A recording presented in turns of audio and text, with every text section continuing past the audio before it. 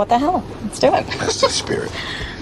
To quote the great Joseph Campbell, he said, "It is by going down into the abyss where we recover the treasures of life. Where you stumble, there lies your treasure." To the ironic twist of the unknown. Bottoms up. Cheers. Cheers. Cheers and welcome to the desert of the real and happy heresies. It is Block Friday and we are very excited. I hope you're writing your own gospel and living your own myth. I hope you're ready to find who you really are and what reality is not. Welcome, you spiritual entrepreneurs, you modern day Tom Sawyers, your mind not for rent any god or government. Welcome, you veterans of 1,000 psychic wars. My name is Miguel Connor, and I am your Pompatus of Gnosis. And I am riding here with my coconuts as is our guest and wingman, because we are going to encounter King Arthur like you never have. As always, it is a pleasure to have David Block with us once again. David, how are you doing? Thank you, Miguel. It's great on my end, and it's a pleasure to be with you again and your audience, as always. Looking forward to this. Yes. Yeah, I hope you will enjoy it. It's a special topic here today. Indeed. Hard one. A hard one. Oh, okay. Well, good. I know. I know we're going to go on quite a quest to find the Grail, and I'm sure we will quote Monty Python. I think in this age, having a watery tart giving us a sword to reveal what our government is makes much more sense than whatever's going on with politics today. So these things, I'm certainly all about the lady in the lake these days. And with us too, we've got brave Sir Robin, the Moondog Vance. Vance, how are you doing? Oh, I'm fine. I'm searching through the forest for the knights who say, "Nee." Bring us the shrubbery. Never gets old. Never gets old. So awesome, and good to see people already in the chat. You guys are amazing. You do so much wonders, and you have so many great insights. As always, the usual housekeeping. Please support Aeon Byte in any way you can. Like, subscribe, share with your family, share at your church, and support in any way you can. I can't do it without you. And yes, the Virtual Alexandria Academy is still 50% off until Monday. Many of you asked to extend it. Some of you are traveling in the holidays, so you couldn't, you missed it. So I get it, 50% off, code Elvis, and it's been doing really well. And of course, the feedback has been incredible.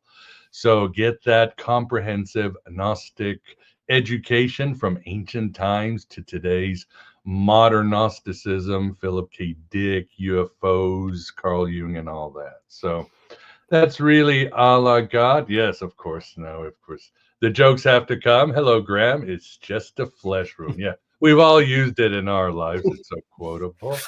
And it's a classic movie that maybe people don't know was actually funded by, I think, Pink Floyd, George Harrison, and all these classic rockers, because Monty Python didn't have the money, and these rockers just put up the money, and one of the best things they ever did. So I think that's it on my end. Shall we just get started, David? Shall we go on this quest with our coconuts and find out the average speed of a European swallow? I can't help it. Sorry.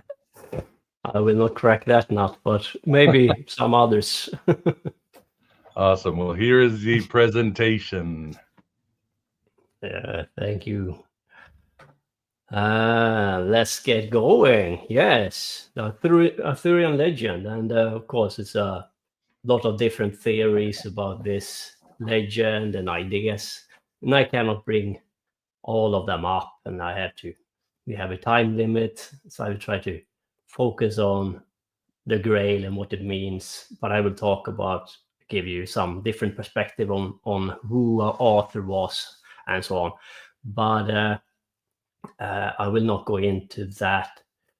I will give you some different ideas about it, but you can make up your own mind if he was a real person or not.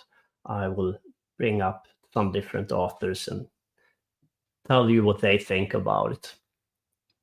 But that doesn't mean that even though we can speculate about theory, I think there is a real method behind the myth, the legend, and real esoteric teaching and methods. So it's a very important tale and a very powerful tale. There is, for a reason why we're talking about it, of course, here today. And I think we can learn plenty if we focus on the right thing and stop argue if he existed or not, and try to understand what they tried to tell you instead. But of course, I understand that I want to know the answer myself, and of course, I have made up my mind. But it doesn't mean that I'm right. And if I'm wrong about the author, doesn't mean that I'm wrong about the method and the deep question for the Grail and what it means. Therefore, I don't want to focus too much on it. So please stay with me. And as always, we have a limited time, so I cannot talk about everything.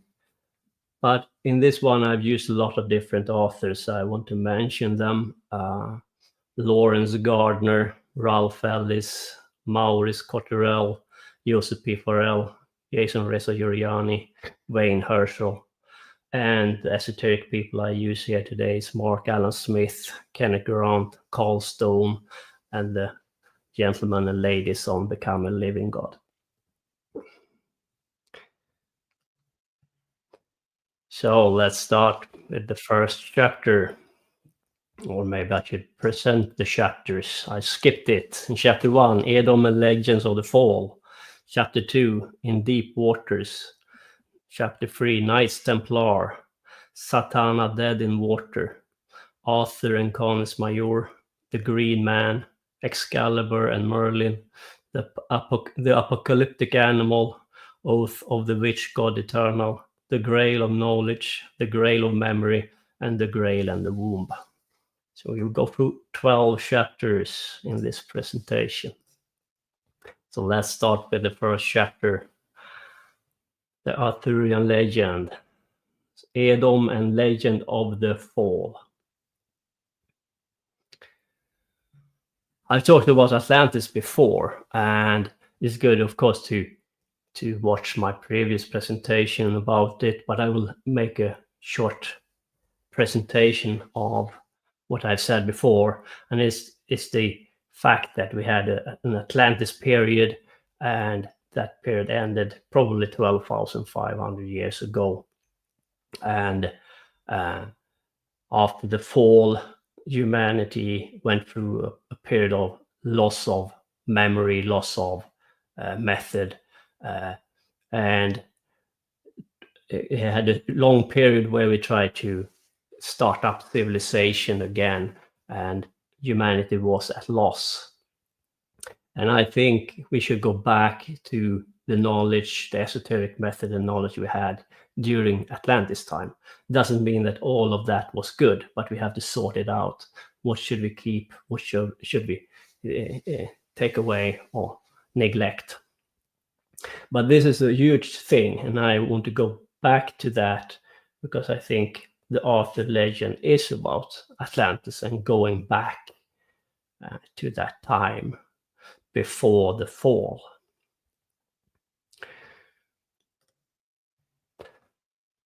So, a strand of knowledge from the Atlantean death have resurfaced in the age of Piscis.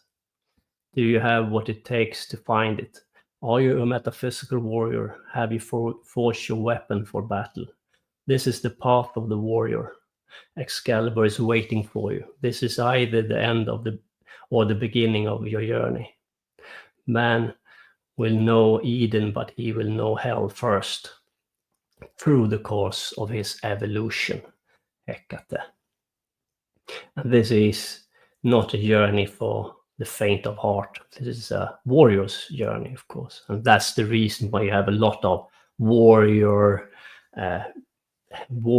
symbology in it, and it's warrior knights.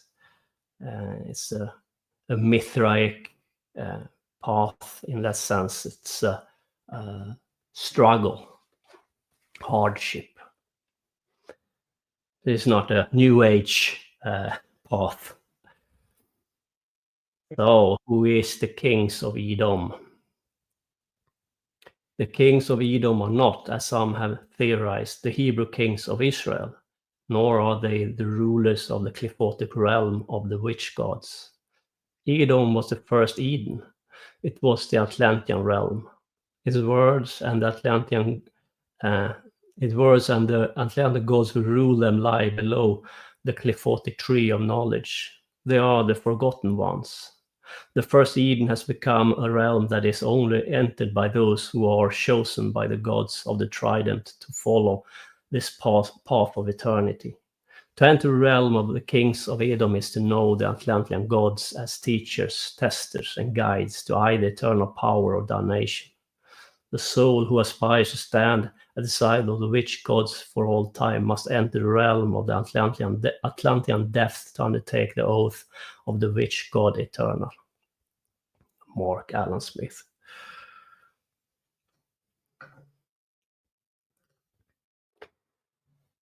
So, chapter 2.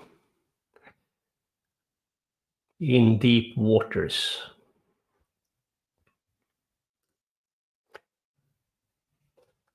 The Pendragon or head dragon of the Iceland, Pendraco Insularis, was the king of kings and guardian of the Celtic Isles. The title was not dynastic. Pendragons were appointed from Celtic royal stock by a druid council of elders. Colchester was then called Camelot, or Romanicide Camelodunum, from the Celtic Camelot, meaning curved light. This fortified settlement became the later model for the similarly named and seemingly transient court of Camelot in Arthurian romance. And this curved light, I talked about it in previous presentation with the AI and Stanley Kubrick. And of course, this is very important for my theories and ideas. And I will come back to that later on.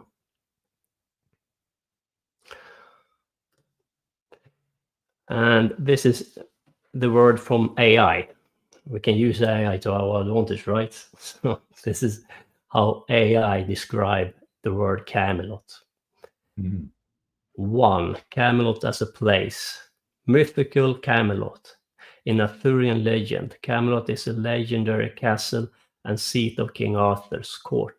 It's a symbol of the ideal kingdom, chivalry, and a vibrant, prosperous society. 2. Camelot as a system. Camelot's wheel. In the context of music, Camelot refers to the Camelot wheel, a system that helps DJs navigate different musical keys and mix smoothly. It's based on the circle of fifths.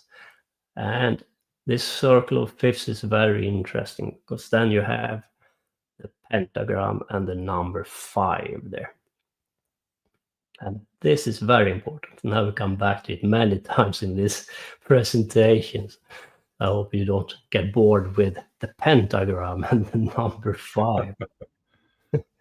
Number 3, distorted light as a visual effect. Visual distortion, distorted light could refer to a visual effect where the light is warped or altered in some way.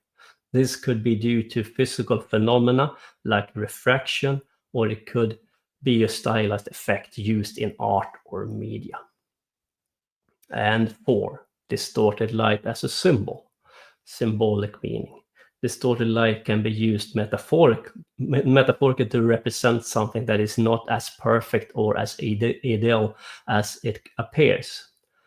It can suggest a hidden darkness, a flawed reality, or a state of uncertainty. And of course, start to think about Matrix maybe, and other movies. And go to the Matrix, and I hope you like that movie. It's a very good movie. It just goes deeper and deeper for me. The Matrix. In the film The Matrix, Neo chooses the red pill, signifying his decision to awaken to the truth. True harsh reality of the world beyond the illusion of the Matrix. This act of taking the red pill symbolized a commitment to seeking truth and understanding, even if it leads to discomfort and the shattering of comfortable illusions. And that's the description of AI again. Yeah.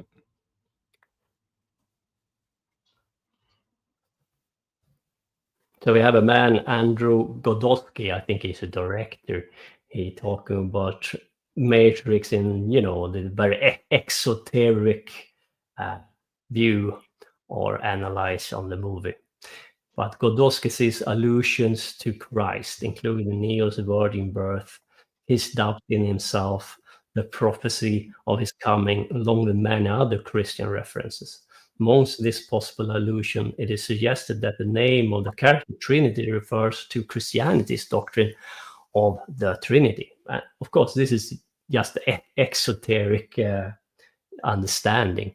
Now I will take you a little bit deeper into the Matrix and that, and try to show you where the Grail comes in and all of that. But some version of the Matrix are more green tinted than others. There's a green color to it. And of course, it's a reference to Venus. Venus is either blue or green. So I know that Venus is a big thing in the movie Matrix. So in the Matrix, we have Neo, of course, and he's the main character. And he states that he is the one. What do we mean by that? Everyone goes to Neo-Platonists and talk about the God there who they call the one. But it's, of course, more than that. And in esoteric traditions, things means a lot of different things at the same time. So you have to put them together to see the full picture of things. And of course, that is exactly what I try to do here today, because a Grail can mean a lot of things. And I will show you a different take on it. But for me, it all leads to one thing, really. But in the long run, the number 5555, we talked about that in AI and Stanley Kubrick. And I will show you where it comes from later on. But for now, we have pentagram and the number 5, because a pentagram has 5 sides to it, and it's attributed to Venus. So if you use some simple gematria here, of course you have 5 plus 5. Now we'll talk about why 5 later on, so please bear with me a little bit here. I'll come to that very soon. But 5 plus 5 equals 10, of course, and you break it down to 1, because 1 plus 0 is 1. Therefore, Neo is the 1. If you count the number from 1 to 10, you got the number 55. Therefore, Neo is the one who have pierced the veil, Maya, the illusion. And I promise you I will come back to that, so please bear with me a little bit. And of course, in the movie Matrix, you have this Grail moment where Neo takes the red pill. Of course, that's a classical one there. And he sees through the illusion, the Maya. And he's offered the Grail, and the Grail in this movie comes in the form of a pill. A red pill. But that's the Grail moment in the movie Matrix. At least for me. So, what are the references here? Jesus, the twin star Venus.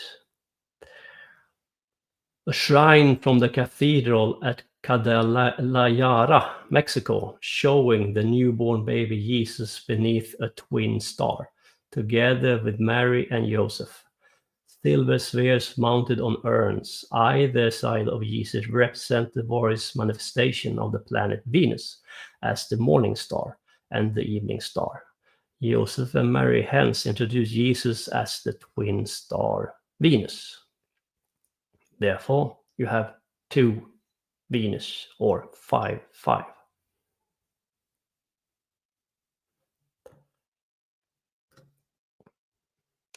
I, Jesus, have sent mine angel to testify unto you these things in the churches. I am the root and the offspring of David, and the bright and morning star.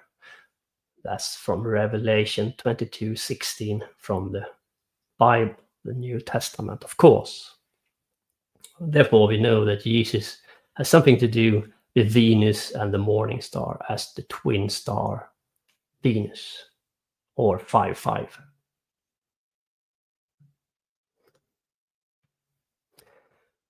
Let's go to the bronze Rinnegan crucifixion plaque found in Churchyard in County Roscommon, Ireland, now kept in Celtic collection of the National Museum of Ireland in Dublin.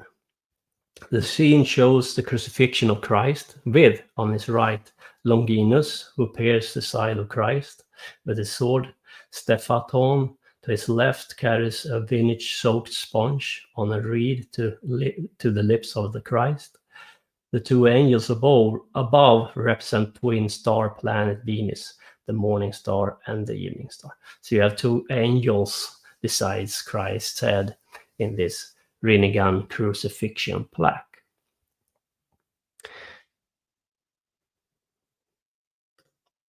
So you have above Jesus' head 5-5, or the twin star Venus.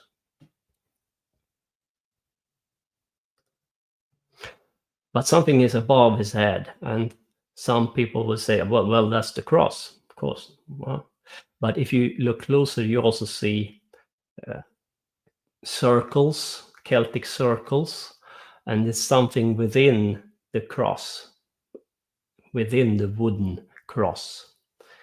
If you outline it, it looks like a grail. It can be a grail, can be a crown chakra, Sasarara, and it can be both of them. But you have something above Christ's head. Not only the cross, it is ornamented with something within the cross, the wooden board.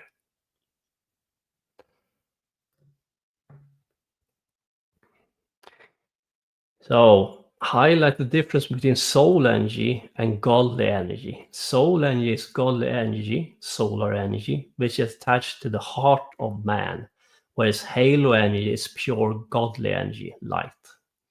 The spiral or whorls is a central feature in Celtic art, meaning that Celts were preoccupied with purification of the soul, the conversion of soul energy to halo energy, the conversion of 666 to 999, the super science of the sun and the higher order of spirituality. Now, what he's talking about here is that 666 is a reference to your body, and 999 to the soul energy. So therefore, you are here to transform your body into soul energy, to end reincarnation, or to go back to source and leave the matter and become spirit and one with God. Therefore, to go from 6 to 9 is to transform your body into soul spark or soul energy. And of course, in the crucifixion, you have Christ crucified on the cross, and you have he's crucified with three nails, and a nail is a vav, and therefore it is vav vav vav, or 666, and it goes to from 6 to 9, 6 to 9, 6 to 9, meaning he is transcending matter to go to his father, or to create the creator, the source, to end reincarnation. And you have this in the card, the chariot in the tarot deck. And the chariot card is number 7, and you have the Cancer, the astrology sign Cancer, and the Cancer sign is made up of a 6 and a 9, and of course it means a lot more than that, but at least you have the 6 and the 9 as the symbol for the crab. And the chariot, on the helmet, you see a crab, and he holds a disc in front of him. And a red circle within the blue. And the red is, of course, Mars, and the blue is, of course, Jupiter. And you see a warrior, a knight, sitting in a chariot. He is traveling towards the metaphysical from matter.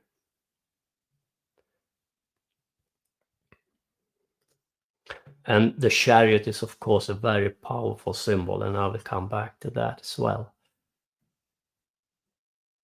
In Grail is designed for Arthur 7, the Grail, a crab is depicted on the helm of the central figure, symbolic of the deep ones. The deep ones is our ancient gods,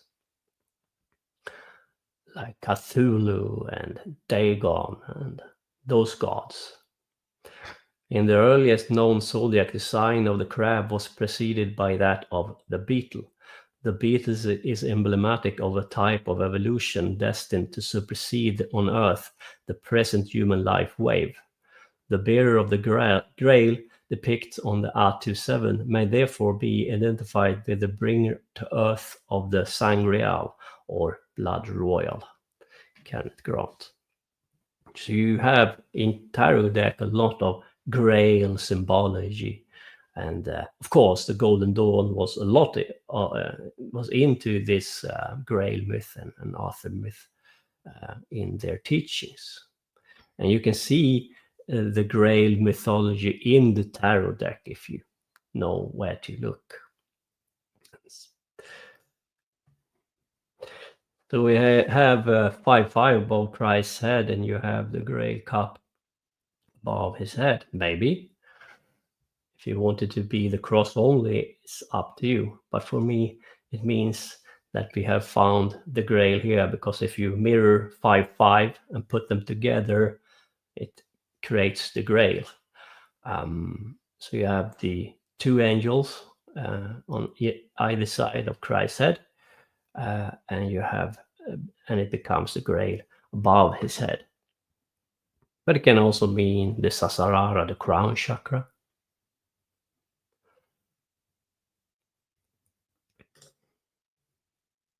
So we have 7 chakras, but we also have 3 small chakras in the back of the head. So you want to ignite your 7 main chakras first, or have them turned on through practice and method.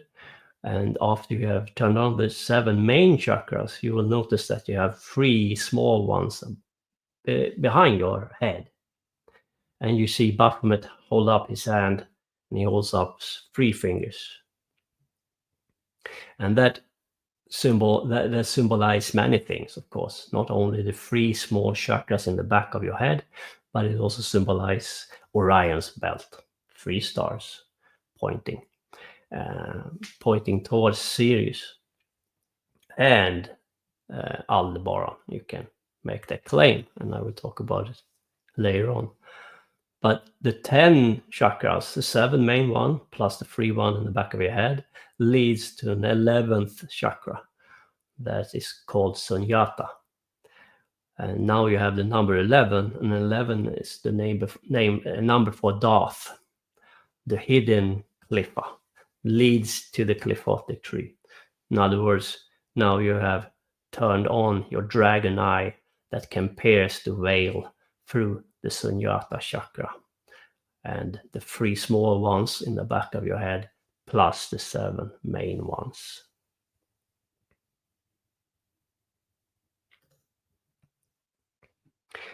You have the 7 main ones, leads to the 3 small ones, leads to the 11th Sunyata, and now we have pierced the veil. Now you've seen through the illusion, and you realize that this reality is really made up of light, sound, and vibration. It's not solid, and you can learn how to pierce the veil like Neo did. And it is rough to really see through the illusion and understand what it means. It means for us.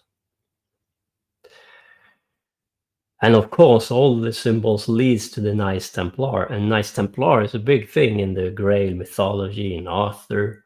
So we cannot talk about the Grail without the Knights Templar. And Knights of the Grail. And the next chapter is, of course, Knights Templar.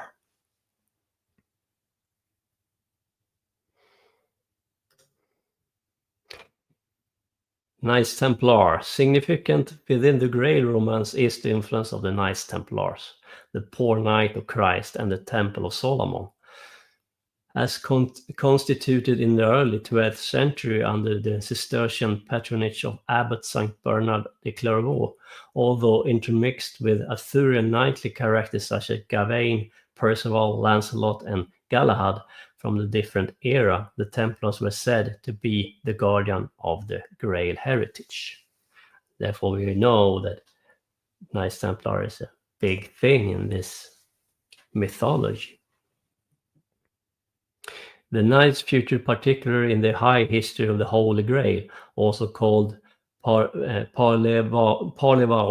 Franco-Belgian work dating from Parlevau's Franco-Belgian work dating from about 1200. It is specific about the importance of Grail lineage, asserting that the Grail is a repository of royal heritage, thereby reiterating the dynastic principle of Valerian Sangreal on the island of the Agelis.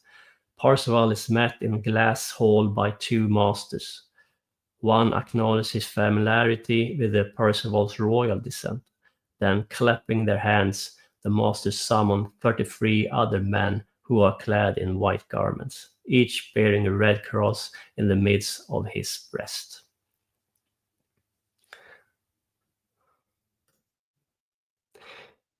In a similar Templar vein, we have seen that the Vulgate cycle, incorporating the Histoire del Graal, the Quest del Saint Graal, and the Livres de Lancelot, was written by monks of St. Bernard's Cistercian order. The Grail romance of Parzival by the Bavarian knight Wolfram von Eschenbach, 1220, also includes Templar reference, and its story was said to have been obtained from the Templar attaché called Quête le Provençal from the outset of the genre with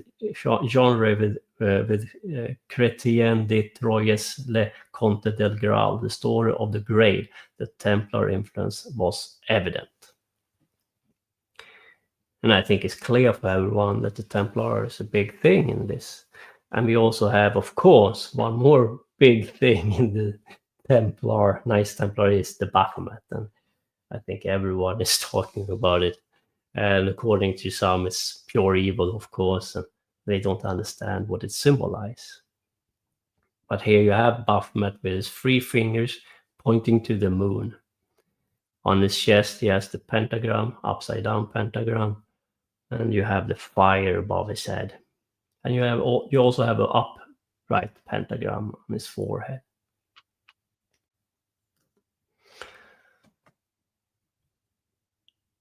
And I've talked a lot about Baphomet because I've talked about The Shining, and I'm sorry to say I will come back to The Shining a little bit today. I will not keep you there for long, but it's inevitable. We always end up at the Overlook Hotel sooner or later. I will always take you to the goddamn hotel. I'm sorry about that.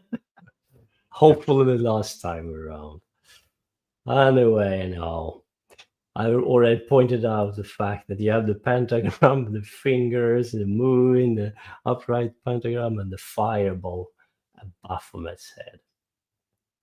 And this leads to the Baphomet can be seen as a symbol of different gods. Of course, it's a mixture of different gods, but some of them I would suggest is Belial, Cernunnos, and you might start to think about the Green Man. And yes, the Green Man is Cernunnos. Therefore, we have a connection with Cernunnos and the Green Man and Belial. Is it the same god? I don't know, but they are very, very close if they are not the same god with different names, because that's very common that gods have many different names from different parts of the world. And sometimes hard to put it together. But we have Samuel, the poison of God, and Samuel, the poison of God, I've talked about before as well, and I will come to that soon. But in the left-hand path tradition, you have Samuel and Lilith combined becomes Baphomet. Or you can combine Lucifer and Lilith and have the Baphomet. So Baphomet itself is not a god, but it's part of different gods. In this case, it means that you need to have the masculine and the feminine with you and combine this into the hexagram. The elements within you, the fire, the earth, the air, fire, earth, air, the 4 elements put together. 2 of them are feminine, 2 of them are masculine. Have them in balance. Know when to use your willpower force. Know when to take a step backwards and meditate and go within. Know when to do what. And have a balance between them. And of course, it leads to the cliphotic tree. And you have on the astral plane 3 cliffos. You have Gamaliel, the moon, Samael, and Arab-Sarak. And Samael is Mercury, and Arab-Sarak is Venus. So you have the moon, Mercury, and Venus.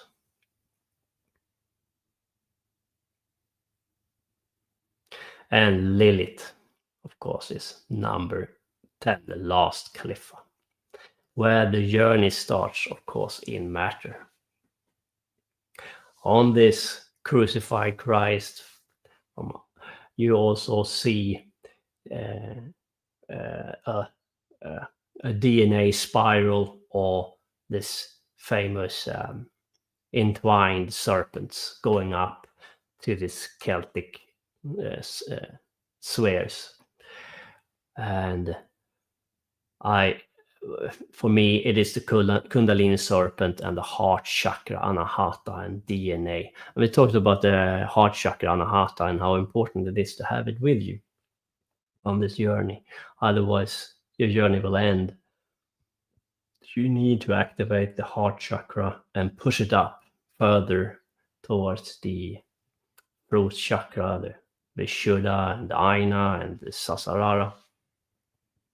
Or you will be stuck in matter. Not in matter, but you will at least be stuck in the astral plane, and you will not be able to go further, deeper into the metaphysical.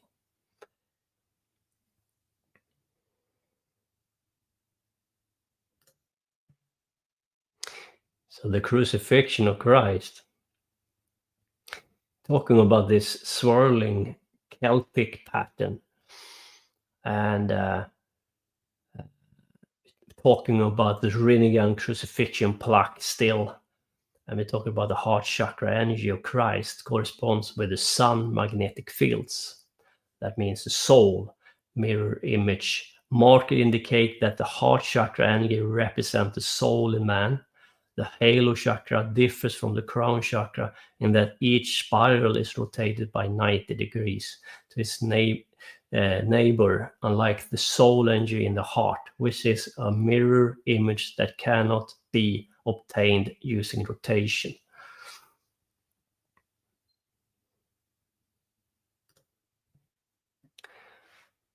The 4-part heart spiral was represented by the Hallstatt Celts as the reverse swastika.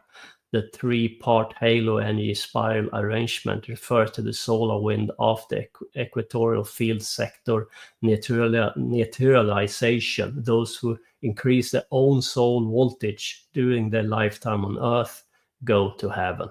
That's the symbology. And of course, for this, in this method, the aim is to end reincarnation, go back to source. That in the left-hand path, we have a different aim. But this corresponded, for example, the Lurianic Kabbalah tradition. the Lurianic Kabbalists try to end reincarnation and go back to source. But the Lurianic Kabbalists, they use another method. The Celts use their method. But the goal is the same, to end reincarnation and go back to source energy and become part of the creator.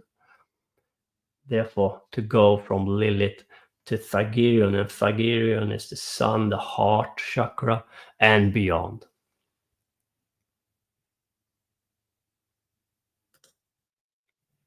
And I hate to say it, but if you fuck it up, you will end up in the gold room with Jack. So this path is not for all, and this people is completely the wrong kind of person to do this transformation. They are stuck. I consider this to be stuck because they have lost their soul, their spark, their heart. They are all into their mind, and because of that, they cannot reach the astral plane and go beyond. Therefore, they will try to use technology and other means to go there. You have the opportunity to leave, but for them, matter is the game plan. Is their game. The game is in matter. Because they don't have any choice. But they can always hope to use technology, to use us or some other way. Hope is this last thing that leaves us humans and even the esoteric elite. Bloodline. The founding of the Templars are also related to the various bloodline hypotheses such as the Rex Deus hypothesis of Wallace, Murphy, Simmons, and Hopkins. Indeed, as was seen in previous chapter, there's a repeated pattern of interlocking family relationship evident in the connection of the Sinclair, Zenos, and Venice.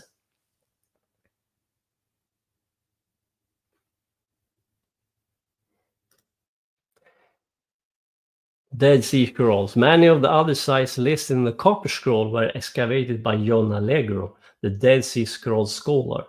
In several of these, he found many artifacts relating to the 12th century Knights Templar, but nothing whatsoever from the era of destruction by the Romans. Tim Wallace Murphy and Martin Hopkins. They are talking about the Second Temple, of course, in Jerusalem. And they found artifacts from the Knights Templar, and this leads to Akhenaten. And this connection is not very clear, I think. Many people think that the Knights Templar went to Jerusalem to excavate under the temple only, but they were all over the place and searched for artifacts and treasures and knowledge. Esoteric knowledge, of course. And all roads leads to Egypt. Akhenaten. Feather presents his remarkable research in 2 books, The Copper Scroll Decoded, and more recently in The Mystery of the Copper Scroll of Qumran. Feather begins to construct a very complex hypothesis in which he connects the Copper Scroll and the Qumran community itself to Egypt. By such consideration, Feather comes to state his main thesis, that the treasure referred to in the Copper Scroll in Qumran, the Dead Sea Scrolls, is not the treasure of Jerusalem Temple, but rather of Akhenaten. Therefore, we find a link between the Dead Sea Qumran community and the Egyptian Pharaoh Akhenaten. Is to say that there is a connection between the Templars and the ultimate source of Hermeticism, Egypt. Clearly, the Templars found something during their covert excavations. And I think they found a lot of esoteric knowledge, a lot of treasures, and artifacts. And I think they got rich from it, and I think their worldview changed because of this esoteric knowledge collected or found by them. And if you think about it, where they went is a very interesting area. You have, of course, Jerusalem, but you have Persia, Egypt, Babylon, Edessa in Syria. You have all those places, and the Templar was all over this different places.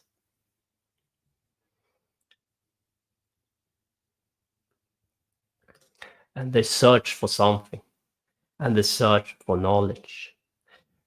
And a little bit of speculation from my part, but you have a very interesting connection with the Constantinople and the Knights Templar as well, because the Templars went to the place in the Fourth Crusade and annexed it and forced them to open up the the doors. And I think they were there for a reason, to find esoteric knowledge. And I think some of the knowledge that have entered Constantinople that they found there came from these regions: Egypt, Persia, Babylon, and I think also Alexander the Great is a very important connection here, because Alexander the Great conquered Babylon, but also India. He was in Egypt, and he established libraries, not in his lifetime, but I think the plan to establish these libraries was a plan already set forth with Alexander. And the idea here was to gather esoteric knowledge into these libraries, to try to piece together an esoteric method who have been divided up into these different countries. And when they burned the famous library in Alexandria, I think they took that knowledge, and I think it went to Constantinople in order to save it from the burning. The Christian burned down the library. And I think some of it ended up in Constantinople. And I think the Knights Templar knew that, and I think they were there to try to take the knowledge back, and the artifacts, and a lot of maps, probably, maybe a map how to go to America. And I think they found their way to America through a map from Constantinople. They were there before Columbus, and this Columbus stuff is, of course, complete nonsense, as always. But the most important part for the Knights Templar, maybe not the most important part, but is the esoteric method they try to find through their conquests, through the excavation. And one of those methods was the Kundalini and the chakra method, and that comes from India and the tantric traditions.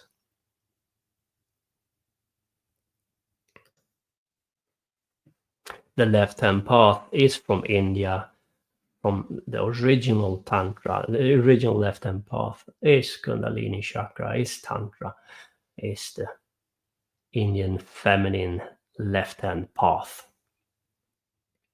But here in Scandinavia, we also see a lot of reference to this methods. We have, of course, Odin.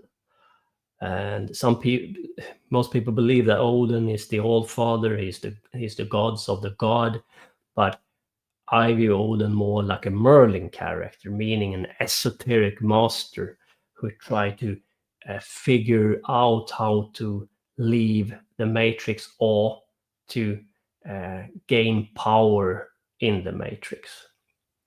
But to have power in the Matrix means that you have to leave and choose to come back. therefore he tried to pierce the veil as Neo in the movie Matrix and many other characters or real people. One of this myth with Odin is, of course, when he hang himself from the Yggdrasil tree. He hang himself upside down, pierce himself with the spear through the stomach, and he's hanging there like in a meditative state until he gained the wisdom or insight he searched for. But this myth is about much more, of course. Odin is depicted with only one eye because he sacrificed his other eye in exchange for wisdom. He gave his eye to Mimir, the keeper of the well of Mimir, in order to drink from it and gain knowledge. This act of sacrifice symbolized Odin's relentless pursuit of knowledge and his willingness to pay any price for it, even his own body. And to break this mythology down, you have the water from Mimir. Water means memory. The Hebrew letter mem is attached to water. The number value of mem is 40. And this well of Mimir is attached to the tree of Yggdrasil, meaning that the water Yggdrasil pumps up comes from the well of Mimir. Therefore, Yggdrasil pumps up a memory and store memory within its branches. And we know that trees can be very old and they pump up memory from Mother Earth. And the dragon line is attached to this, of course. And Odin want to have memory from past lives, collective memory lost by the human race, to see through the veil and to take back what we have lost, to become a warrior and to understand the secrets of the runes. And what is the secret of the runes? Well, there are many secrets behind the runes, but the most esoteric secret is how to connect yourself to the different words in Yggdrasil, like Niflheim, or Svartalfenheim, or those words, because they exist. They are not stories. You can connect to these words and go there yourself. They exist in the metaphysical. And the runes is one method how to do it. The most esoteric purpose behind the runes. That's to say, to pierce the veil, to pierce the illusion and go into different metaphysical realms to find knowledge and find power.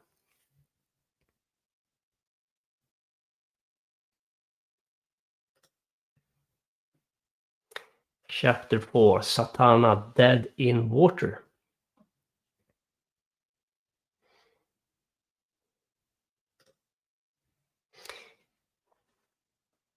Come to Jason Reza's work a little bit. He's talking about the Lady of the Lake. And I agree with a lot of things he says. I see clear connection to Persia and with the Scandinavian esoteric traditions. And I'm sure that a lot of ideas come from there.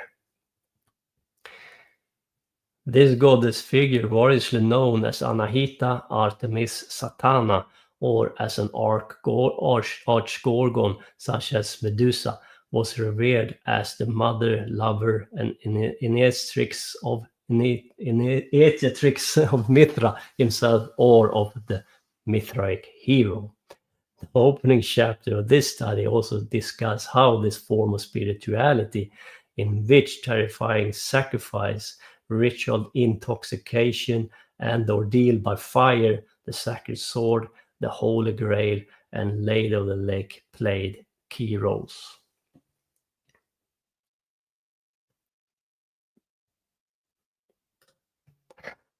These chivalric heroes and superhuman progenitors of the Nordic Iranian race were said to have been trained by the mother and Innetrix in a secret realm beneath the waters of a lake or sea. Their rituals involved the planted sacred sword, and they drunkenly sang poetic saga song in long halls that would become the basis for the idea of Valhalla.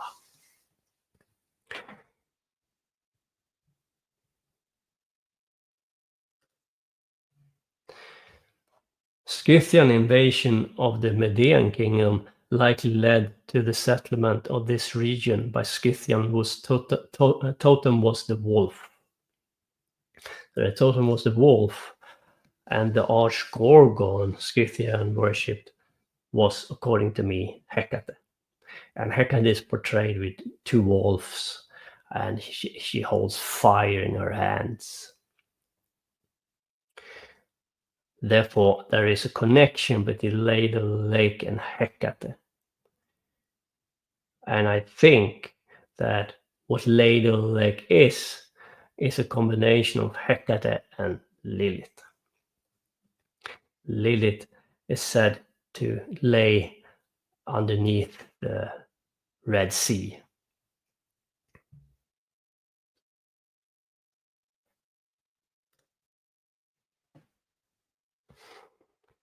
Arthur and Ursa Major. So who is Arthur? We'll talk about different ideas here, and you can make up your own mind, and there are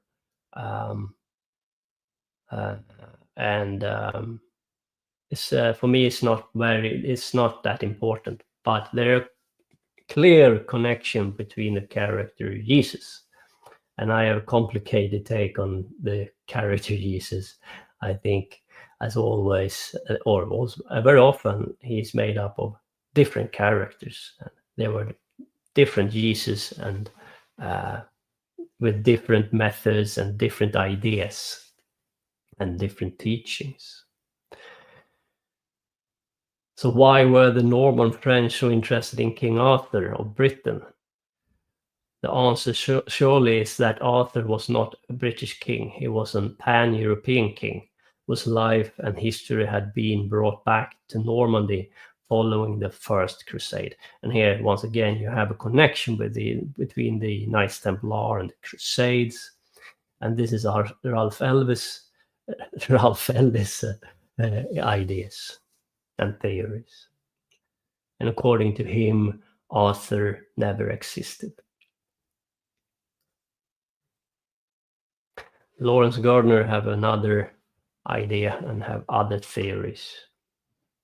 And according to him, to place Arthur in his correct context, it is necessary to understand that such apparent names as Pendragon, and Merlin were actually titles. They applied to more than one individual over the course of time. Arthur's father, King Aedan MacGabran of Scots, became Pendragon by virtue of the fact that he was Prince Buchan's grandson. In this line, Aedan's mother, Luan of Breckenrock, was descended from Joseph of Arimathea. There never was an Uther Pendragon. And this Joseph of Arimathea is, of course, a very character. Is a lot of different ideas, and Ralph Ellis have his theory about this person. It is often claimed that the first quoted reference to Arthur comes from the 9th century Welsh monk. Nennius was Historia Britannicum cites Arthur at Nomenerus identifiable battles. But Arthur was recorded long before Nennius in the 7th century, Life of Saint Columba. He is also mentioned in the Celtic poem Gododin, written in about 600, when King Aedan of Dalriada was installed by Saint Columba in 574. His eldest son and heir born in 559 was Arthur. And according to Lawrence, Arthur was not a king, but a warlord. And of course, that's quite important. In the life of Sakalomba, Abbot Adamnan of Iona, 607 to 704, related how the saint had prophesied that Arthur would die before he could succeed his father. Adamnan further confirmed that the prophecy was accurate, for Arthur was killed in battle a few years after Columba's own death in 597. So if you believe that Arthur was a real person, then Arthur was probably killed shortly after 597, and therefore we have a time frame here.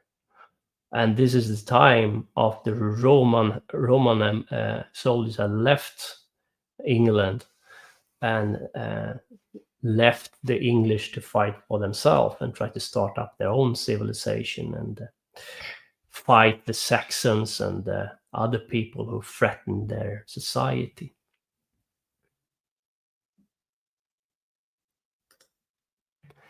Threatened the society and order, of course. Lawrence Gardner writes, the picture beginning to emerge is that Alain was perhaps the son of Jesus II, also called Gaius or Gesu, while Joshua was the son of Josephus, each of them being first cousins, whilst also grandsons of Jesus Christ and Mary Magdalena. As we have seen, John of Glastonbury referred to the family descent of the Sanctum Grail, often abbreviated to Sangral. The earliest ascribed account of the Sangral comes from the year 717, when the British hermit called Valerian of Albion was reputed to have envisioned Jesus and the Grail. So here we can see a lot of reference between the Jesus and Arthur. And some say it's this, same mythology, same kind of character, and there are a lot of similarities, yes. And I will go into these similarities and what bind them together. But for me, it doesn't mean that Arthur didn't exist or that Jesus didn't exist. Because these stories they put together, the esoteric organizations, they put very complicated stories with people who have existed, but they attribute them with names and references and cross-references between people to try to give you a picture of a method you can follow. It's not the story, it's not the history that is in the front here. It is to try to tell you to become the metaphysical warrior and do what these people do.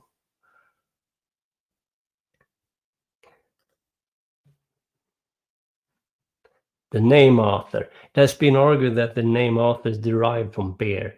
This corresponds with Celtic bear gods Arthos or Artio. The name Arthur is generally reckoned to derive from the Latin Artorius, but this is quite incorrect. In fact, the reverse is the case. The Arthurian name was purely Celtic, emerging from the Irish Arthur.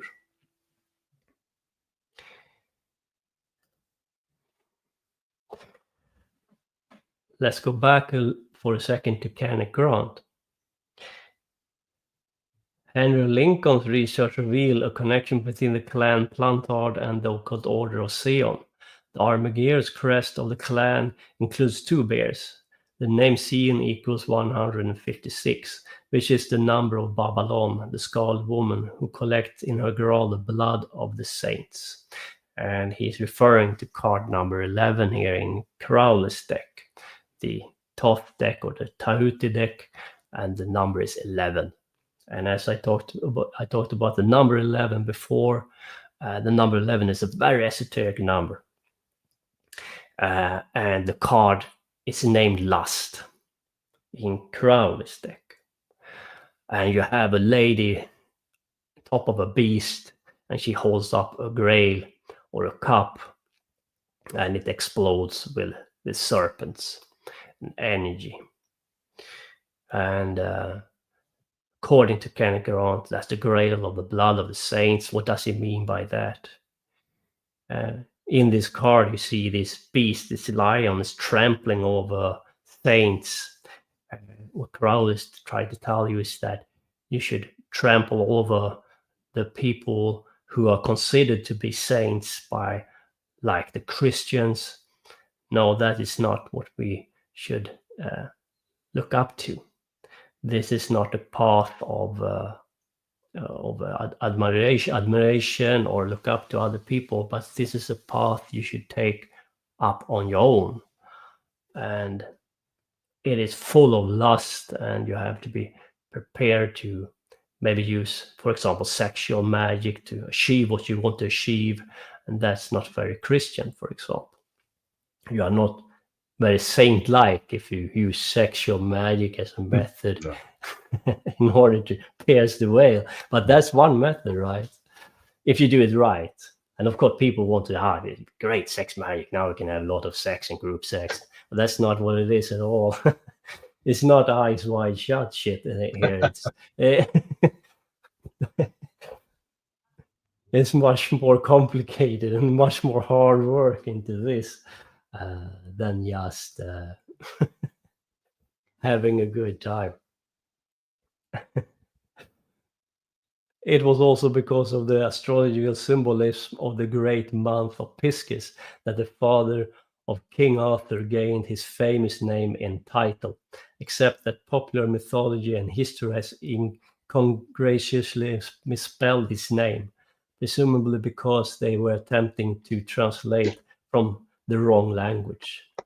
Contrary to popular opinion, the father of King Arthur was not called Arthur Pendragon in Welsh manuscripts. Instead, he was called Arthur Pendragon, as can be seen in the image below. But for me, and this is Ralph Ellis saying this, but for me, it is both and, because one thing doesn't have to exclude the other. I think Pendragon was a title, but Arthur Pendragon was another thing. But you can combine these. They doesn't exclude each other. But Ralph Ellis point out to these scrolls where it says Pendragon, Arthur Pendragon. And I think he's onto something, and I will show you why. You bear with me a little bit. We come to the god Dagon and the old one, the deep ones, the great old ones.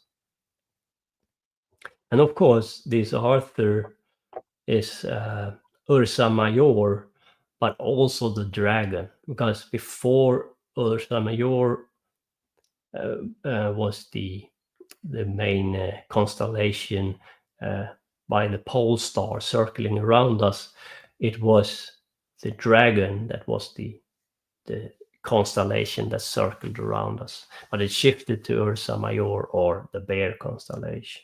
So now the bear is turning around the pole star.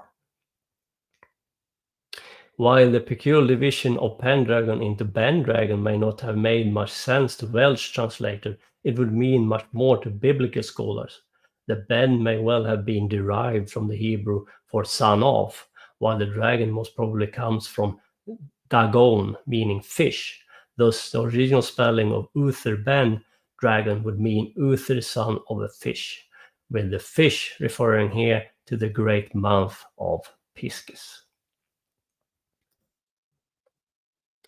On the Hamat zodiac, the constellation of Piscis is spelled as Dagim.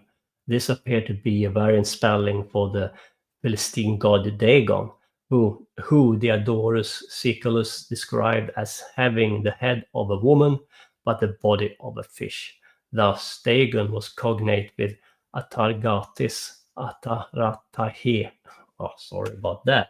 who was actually the patron goddess of Edessa. And we come back to this Edessa kingdom. And Edessa is in Syria, today's Syria, if I remember correctly. And the king, the Knights Templar were in Edessa to excavate. And Edessa is a a big thing. And according to Ralph Ellis, one of the Jesus, or his Jesus, comes from Edessa, King Abgar. So for him, the Jesus character was a warrior king from Edessa. And the kings of Edessa wore the crown of thorns on their helmet. For me, however, I did a presentation on the Ambite. For me, we have a left-hand path Jesus as well. And maybe that Jesus was Ben Stada. So for me, in that presentation, I take you to Sirius and why the Jesus in the New Testament aimed for Sirius and for Dagon. I can't go into it in detail here because it would take too long time, but that's my conclusion, and I will show you in this presentation some of it. But we have the Fisher Kings, and the Fisher Kings comes from this Jesus line. The character Jesus, I think, is based on 3 or 4 different characters, and it takes a presentation just to go through that, of course. So I will not go into it here. But the Jesus character was born in the constellation Aries, but it turned to Pisces during his lifetime. Therefore, the Lamb of God, the Aries Jesus, became the Fisher Jesus in the age of Pisces. Therefore, he had to change or take his teaching to that direction. Doesn't mean change the method completely, but he has to account for it. And the earlier symbol for Christianity is an anchor with 2 fishes. The cross was not the original symbol for Christianity. And as I said, mem, water is mem. Mem is the Hebrew letter for water, and the value here is 40. And we're talking about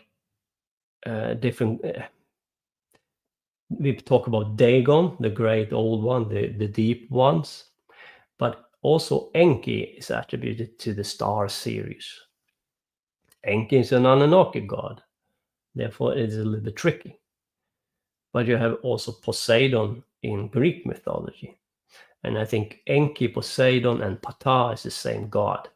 Dagon, I think, is the great old one who is attributed to Sirius before these gods. So we have a method, a tradition that aimed for the great old ones, or the deep ones, the ancient gods, the titans, who are considered to be the evil ones, of course, in Greek mythology. And all these gods, Dagon, Enki, Poseidon, is attributed to Sirius. And there is a spiritual family called Oannes, and they are considered to come from Sirius. You have, for example, the Dagon tribe from Africa. And the Dagon tribe from Africa worships Sirius. And some speculate that this tradition, this method, the Dogon tribe's method in Africa, comes from Akhenaten when they left and fled Manu from persecution. And if that is true, we have a clear connection here, because the Knights Templar seems to have searched for the treasure of Akhenaten, and according to me, also Akhenaten's method and teaching. Not only treasures, but knowledge of old. And this is very interesting. And I remember a show on The Dark Journalist with Carmen Boltier, I think her name is. They found the treasure of Akhenaten. And according to her, Akhenaten traced his lineage back to Atlantis. And they found this Atlantean treasure part of that treasure was 12,000 years old and seems to go back to Atlantis time, or during the fall, the period of the fall and before the fall of Atlantis. Jesus also have a crown of thorns. What does that mean? I will go into that soon. Our sun Helios is considered to have a twin star. Most most suns have a twin star, and they are dancing around each other. And when they do, they create the visca piscis, or the bladder of the fish. It is two circles interlocking with each other, and according to some Sirius and the sun Helios is dancing around each other and form this pattern when it travels in space, through space.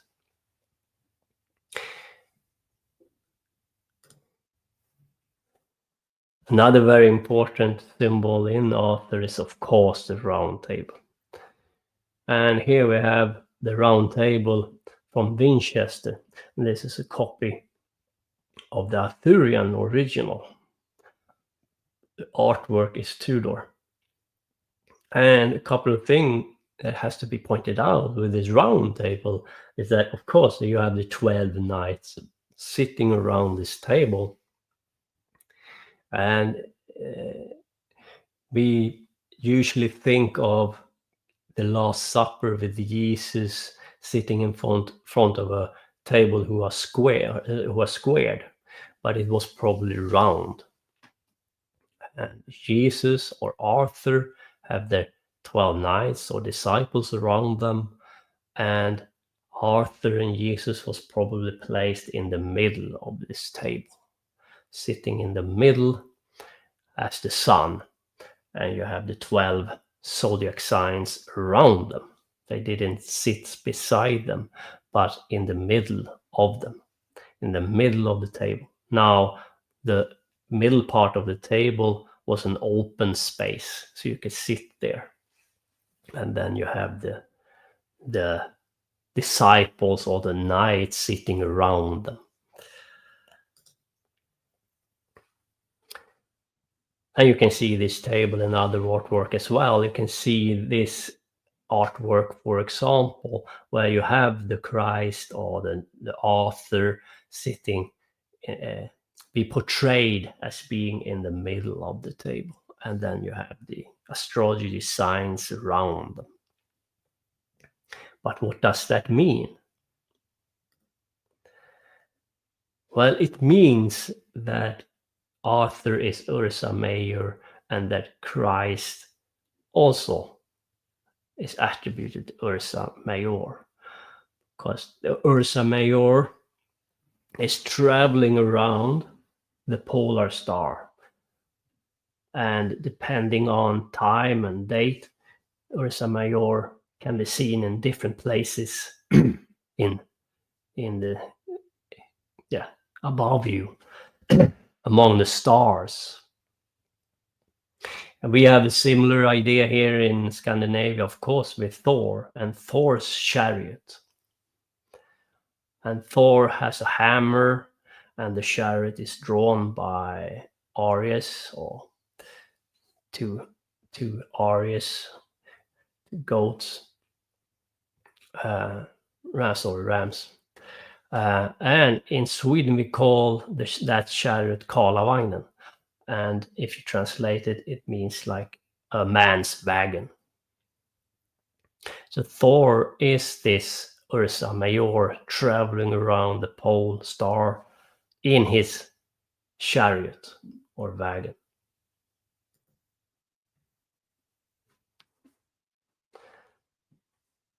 And in the wheel, in Thor's chariot wheel of the wheel of the chariot, you see this swastika.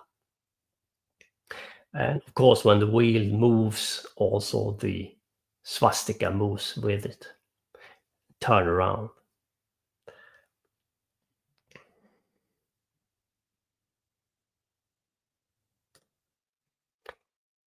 And when you trace the Ursa Major or the Big Dipper or Karlavagnen or whatever you want to call it, it forms the swastika. And of course, Thor with his hammer, Thor is of course Jupiter, because you have the electricity from his hammer, and Jupiter is charged with electricity, thunder, right? So why does Thor have a hammer? When he bangs, he creates electricity and plasma. What I think this mythology is all about is that when Thor is traveling around in his chariot, banging his hammer, producing thunder and plasma, he tried to connect star gates or gateways between stars to open up conduit, plasma conduit between planets, stars, and beyond, to connect planets, stars to each other through this plasma conduit produced by his hammer, traveling around the pole star with his chariot, trying to find a way out of this matrix to create gateways.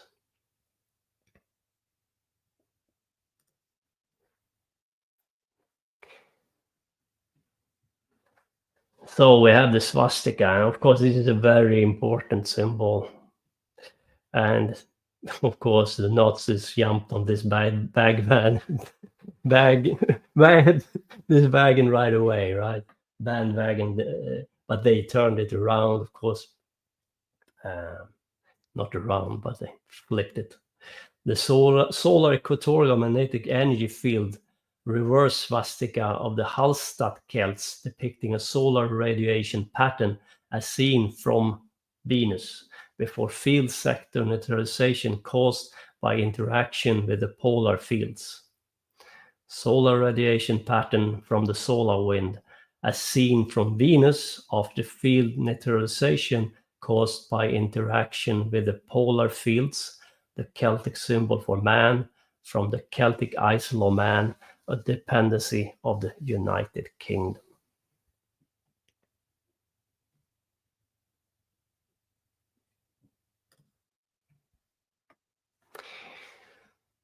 Back to Kenneth Grant. According to Kenneth Grant, this apotheosis into 8 power zone is the gateway to the star, to that star of initiation, the metaphysic of the tarot key and the 93 current. It is the sunset residing in that star of initiation which lies beyond the mouse zone, Dath, the hidden Sephira, the hidden Cliffa, the 11th Cliffa. The mother of the sun is Typhoon, who was represented anciently by the 7 stars of Ursa Major, the Great Bear constellation in the north.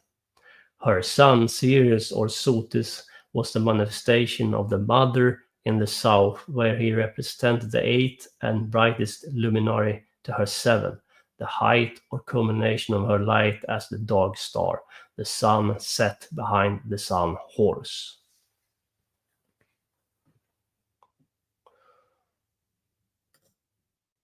So here we find Sirius and the connection to Ursa Major to Sirius. But I want to point out that there is a connection between the Dragon constellation, the constellation that was before Ursa Major and circulated the pole star, to Sirius as well. So what it means is that this is a reconnection to Sirius through the Ursa Major instead of the constellation of the Dragon constellation.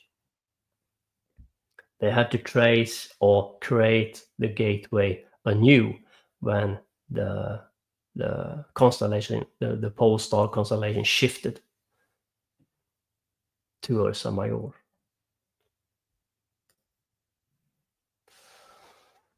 "14 denotes the door or gateway. 14 equals 1 plus 4 equals 5, the number of the old ones and the basis for the Kabbalah. It is also the number of a woman, the cup. Kenneth Grant. So here you have connection between the pentagram, the old ones, and the Grail, and the woman. The feminine path, the left-hand path, the dark path. And as I pointed out in my presentation, left-hand path, it all leads to Sirius and the great old one, Dagon, the deep one, the ancient god, Dagon.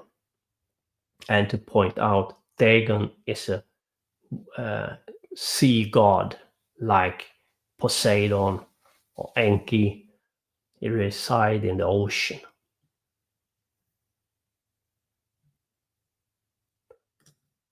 And water and ocean can also mean cosmic water or astral water.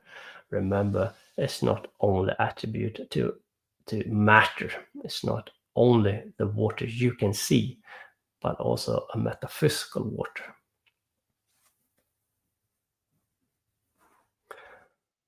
The Green Man, chapter 6. I talked about this before, but the Green Man is most likely Cernunnos. And Cernunnos is, of course, a Celtic god.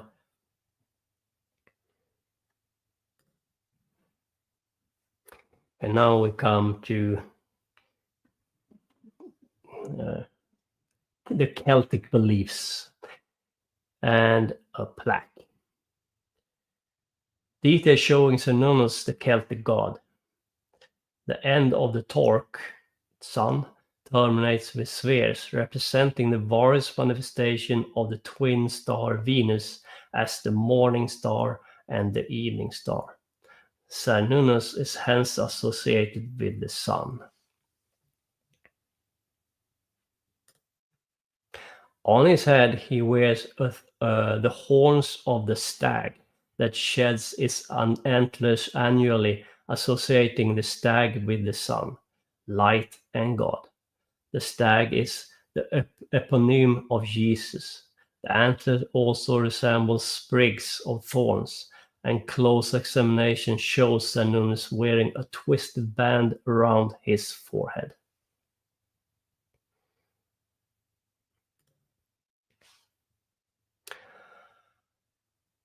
Representing the crown of thorns worn by Jesus at the crucifixion, the cauldron, like the Old Testament of the Bible, tells of the coming of Christ for the Celts. But it is Cernunnos and not Jesus.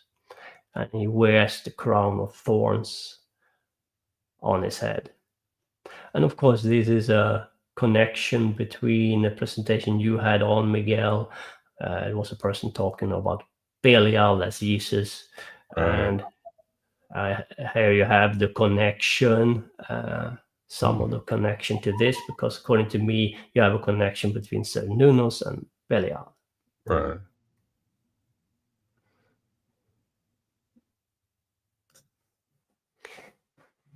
And Belial is, of course, very important in the left-hand path, because Belial is close to us. And that is one of the ancient ones you reach out to first, because he's closely associated with nature and matter. Therefore, he's more reachable than some of the other gods. But who is Belial? In the left-hand path, Belial is the breaker of chains, the remover of obstacles, the will to move forward, to overcome weakness, the warrior. So if you're stuck in patterns of behavior, if you do something that is harmful to yourself and you want to overcome it, you can reach out to Belial and ask for help to remove that from you. Of course, he doesn't remove it from you, but he shows you the way how to overcome it. You have to do the work. He will not do the work for you, but he will guide you. No one of these old gods will do the work for you. That's such a nonsense. Christianity has just flipped it around completely on its head. to tell you that you had to wait for something to save you. Yeah. That's the complete opposite of what you should do. Excalibur and Merlin, chapter 7. So you have the famous sword in the stone, and of course this is a very big thing into Arthur legend. So the stone is of course representing earth, and the sword representing air. So you have the symbol for earth and air. So you have this too. So what does it mean? Well, the Knights Templar, according to some, and I think there is some truth to this, but I'm not sure, of course. But in the Hanged Man card, number 12, you have a man hanged upside down from a tree. And of course, it goes back to Odin, for example, who hanged himself from the tree and tried to figure out how to proceed with his esoteric method. And to be able to hang there and to see things from a different point of view.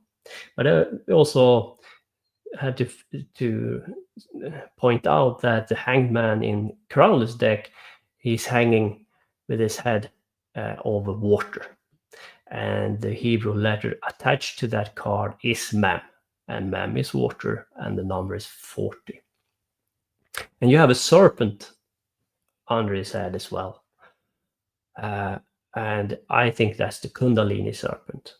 So what they are talking about here is a method to take up the Kundalini serpent from earth, to draw it up, but from a position of upside down, or hang yourself upside down. Therefore, you take up the Kundalini force from Mother Earth, but you start with the Sahasrara chakra instead of the Muladhara. Therefore, you reverse the order, how to ignite or turn the chakras on, but you still take the force from Mother Earth, not from the air, not up down, but down up, but in a different order. You ignite the chakras in a different order. That's to say, to draw the sword from matter up or from Mother Earth up. In the Baphomet symbology, a couple of things to point out is that there is a bat component to Baphomet. He has wings, and the animal bat, the bat animal is prevalent here as well. And a bat hangs upside down in a tree when it rests, for example.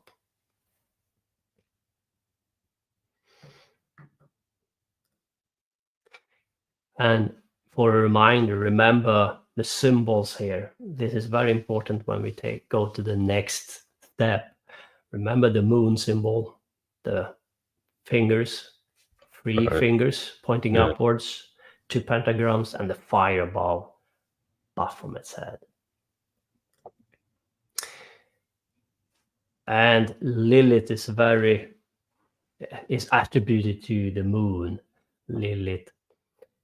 There you have it in the movie The Shining, of course, where Danny and Jack goes into the moon room, of course, and meets Lilith there. In this image, you have the pentagram above Lilith's head, and there is a reason for it, of course.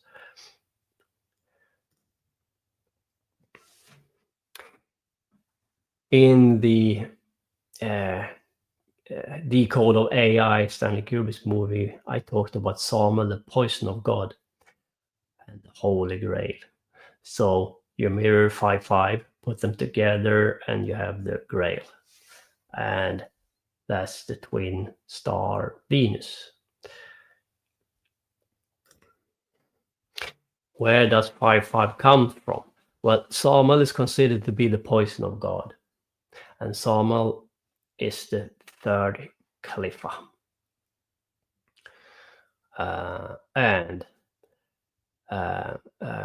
the reason why he's called the poison of God is because when you drink from his chalice or his cup, you poison your senses and therefore you pierce the illusion. You can think of it as you take a drug and you distort reality, like LSD or DMT but of course this is a metaphysical method. This is a methodistic method. It is when you have turned on the Sunyata chakra and you pierce the veil, you take the poison of Sama, and that's part of that method. And you realize that, oh shit, this word is not that solid. And Greenfield created a cipher from the Book of the Law, and it is derived from the Book of the Law, and it's based on the number 11. And the number 11, as I said, is a very important number in the left-hand path because it points to the Dath, the hidden Cliffa, and the Sunyata chakra. And in his cipher, the name Samael is 55 or 55, the poison of God. The cipher is called the secret cipher of the Euphonauts.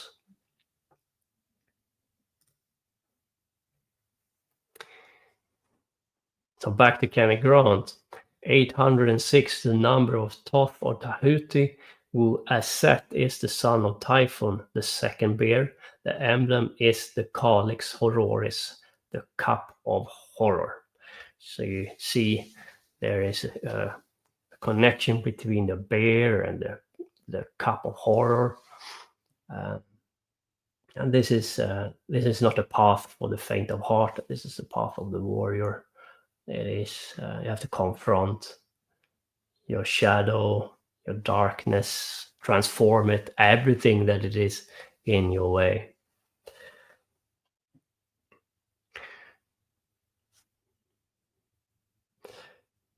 So we are talking about the astral plane here. You find Gamaliel, Lilith, the moon. You find Samael, number 8, and you find Venus, number 7, Arapsarak, all in the astral plane. And you have to go through all these cliffs on the astral plane to reach the mental plane. And in the mental plane, you have the Phagirion, the sun, the black sun in the left-hand path tradition on the cliphotic tree. You start your journey in Lilith. And depending on how you count the cliffs, if you count them from Thaumiel, that is Keter on the Tree of Life, as 1, you end up on 10, and Lilith becomes 10. Or if you count the opposite around, then Lilith is 1.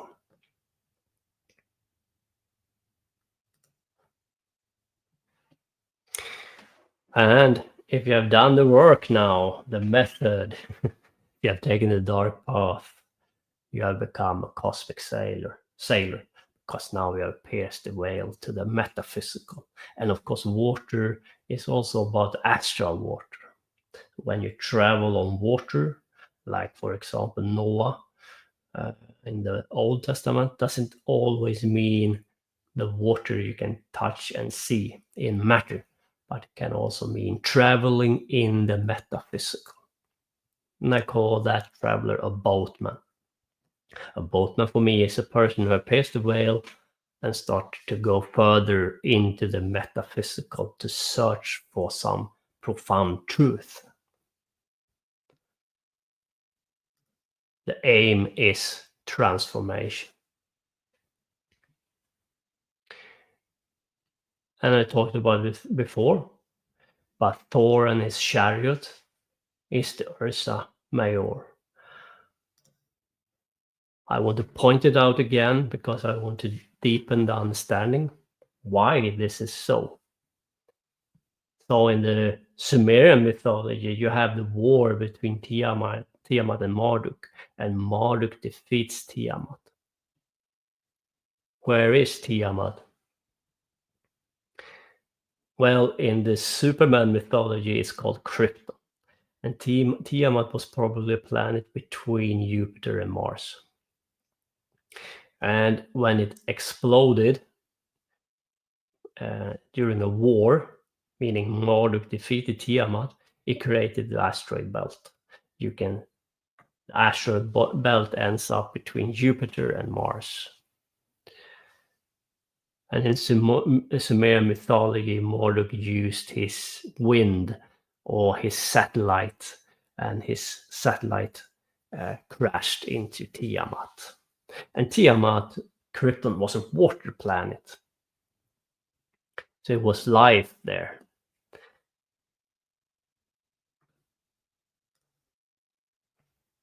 So you have Tiamat defeated Marduk, and you have the mythology of Superman, and you have this S on his chest. And some say it's symbol for serpent. Yes, I would point out also Sirius. Serpent Sirius is connected. And what I think it is that I think you have a natural connection between Tiamat and Sirius before. So you had a plasma sheet conduit between this planet, so you could easily move from Tiamat to Sirius. Sirius is attributed to water gods like Dagon, Enki, and so on. So you have a water element. And of course, you have the Superman mythology, the fallen angel. And you have Lucifer's crown of thorns.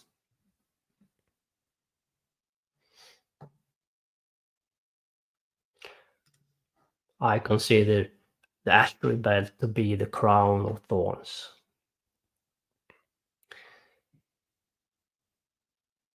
But Tiamat is defeated by Marduk, but also Orion is cut to pieces by Set, 14 pieces. And I think this goes together. I think this natural stargate between Tiamat, Krypton was lost, and therefore Orion was cut into 14 pieces. And Isis tried to put them together again, but she didn't find his penis. And the penis become the obelisks instead.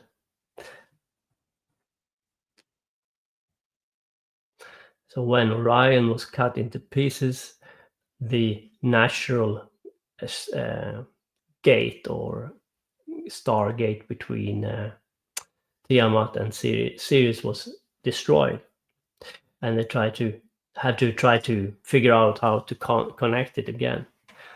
And I think we was shut out from our spiritual teachers, the oneness and the ability to reach Sirius.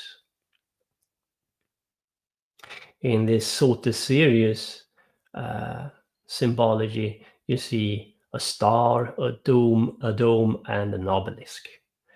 And the dome is a symbol for the moon, and the star is a symbol of Sirius.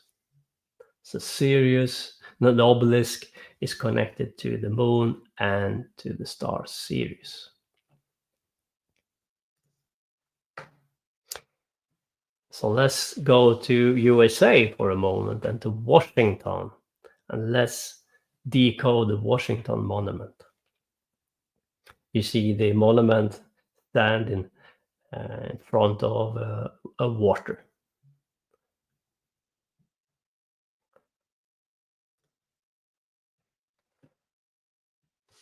The Washington Monument is 6666 in height and 666 times 666 at the base, according to some. But according to some, why is the Washington Monument 555 feet tall? Rather than ascend to 600 feet as Mills had intended in the original plan, Casey was persuaded to make the height of the structure 10 times the wide of the base, meaning the optimal height for the Washington Monument was 555 feet. No coincidence there, of course. Of course, everything is a coincidence according to these fucking people. Yeah, I'll show you what it means. The monument stands in the middle of the Visca Piscis, meaning two circles go around each other. All right.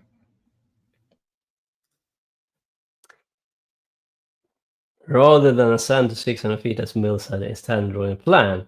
Now, what is this 555 feet all about? Why is the Washington Monument 555 feet tall?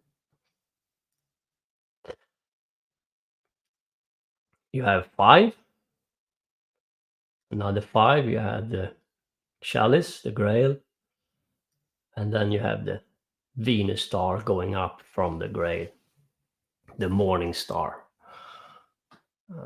555.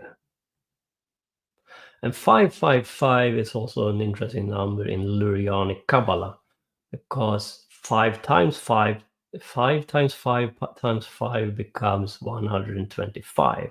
And according to Lurianic Kabbalah, you have 125 steps between you and the creator, meaning to go from matter to the light, you have 125 steps.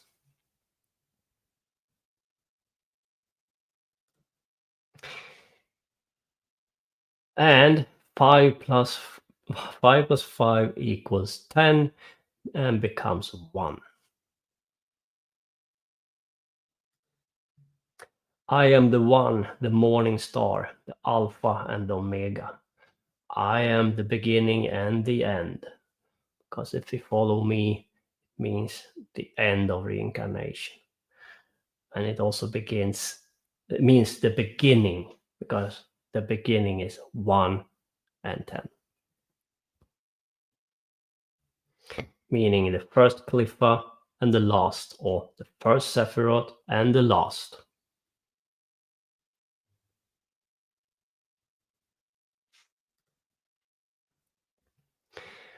It remains a difficult name, the Visca Piscis, not so strange because it is Latin.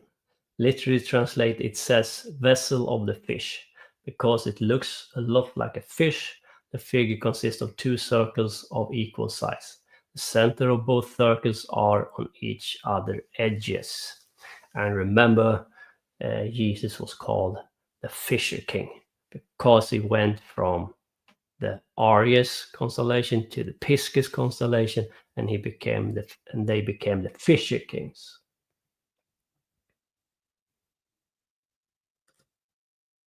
And of course, in your flag from USA, you have the stars, and some would say it's Venus, and some would say it's Sirius, and I say it's both because I'm an esoteric person. So I see this is connected.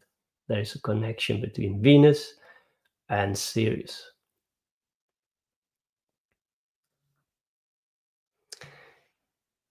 So when we add the masculine energy to the feminine energy, we can discover 3 numbers, which continue infinitely behind the decimal point without the repetitive pattern. And here you have the number 3 again. Remember Baphomet's 3 fingers. And remember that Baphomet is combined from the masculine and feminine elements in perfect harmony.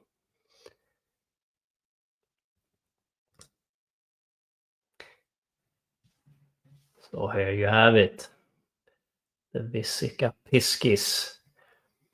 Maybe that's why the famous fish with Jesus written in it, this fish also comes from the Visca Piscis with a length of 153. And what they are talking about here is, of course, the famous Jesus fish. And of course, Christian doesn't understand at all what it means, but it's still a big symbol, still, I think, in Christianity.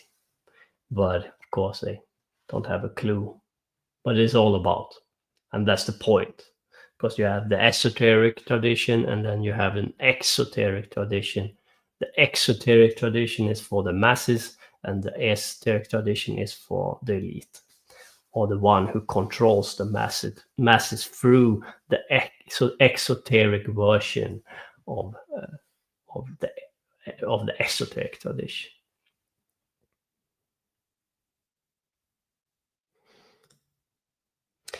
And of course, you have this bladder of the fish.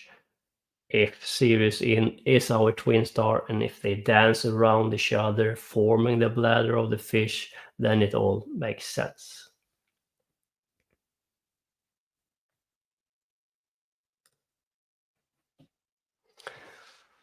"14 denotes the door or gateway. 1 + 4 = 5, the number of the old ones, and the basis of their Kabbalah is also the number of a woman, the cup." I know I've said that before, but I want to hammer it home again.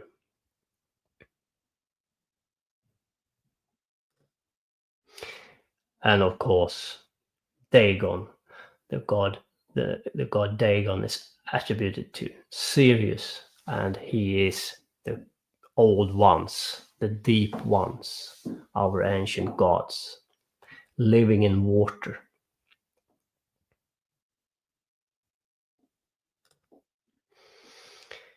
And it all leads to Sirius.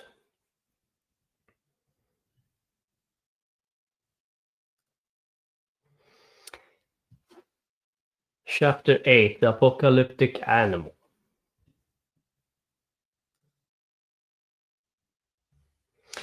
"Let him that hath understanding count the number of the beast, for it is the number of a man, and his number is 666.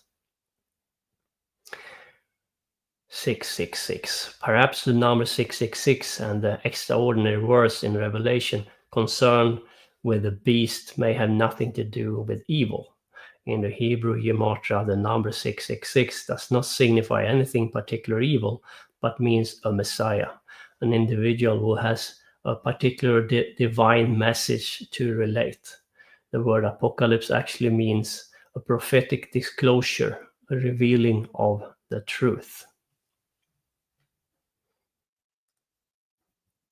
We might therefore consider the possibility that the apocalyptic animal number 666 might actually be human, and one who brings a revelation, a Messiah, who could be an antichrist insofar as he would not preach the old word of God, but a new word. Thus our new Messiah could be a good Messiah and still be an antichrist. Of course, he will blaspheme because he will be against conventional Christianity, but still preach the word of God. Laurie comments further, this second Messiah, it seems, performed miracles in the name of the first and encouraged people to worship him as the only Messiah for mankind, and concludes in summary, this verse can be interpreted as meaning that we will see a major change in Christianity and the beginning of a new powerful religion based on a Messiah who has already lived on earth.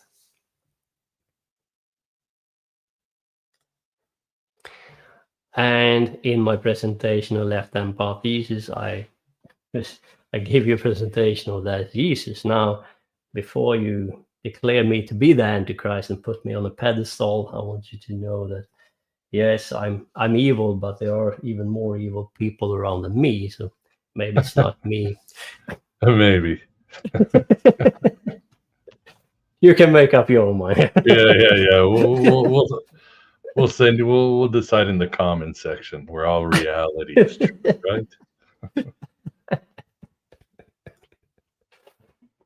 Anyhow, according to one line in the book of Revelation, the earth-shattering words by a future messing are quoted as saying, his word cut like a two-edged sword. I believe the harsh tone of the words is most likely aimed mainly at the word power that be. And of course, this the Black Sun, we have Tagir on the Black Sun 666. So the number 666 is a reference to many things according to Left Hand Path, right? It's not only the number of a man, but it's also a reference to the Black Sun within you. What does it mean? It means that you can reach the Black Sun from within. You don't need any temple, you don't need any priest class, you don't need to join an organization. No, you have everything you need within yourself. Your body is your temple. And for me, that is important in the age we are in now, because there are so many lies, misunderstanding, agendas. I don't trust anyone except myself when I do the work. Of course, it's a little bit harder to do this on your own, but you don't have to go to the Jerusalem temple to do some serious work. I rather think you should avoid it. I am the Alpha and the Omega, the beginning and the end, which is, which was, and which is to come.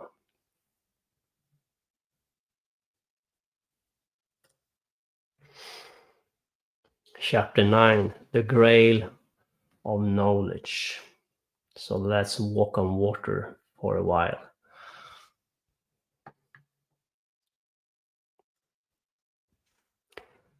The era of Arius had ended and that of Piscis had begun. Jesus, who had started his life under the constellation of Arius, was hailed initially as being a Lamb of God, the child of Arius.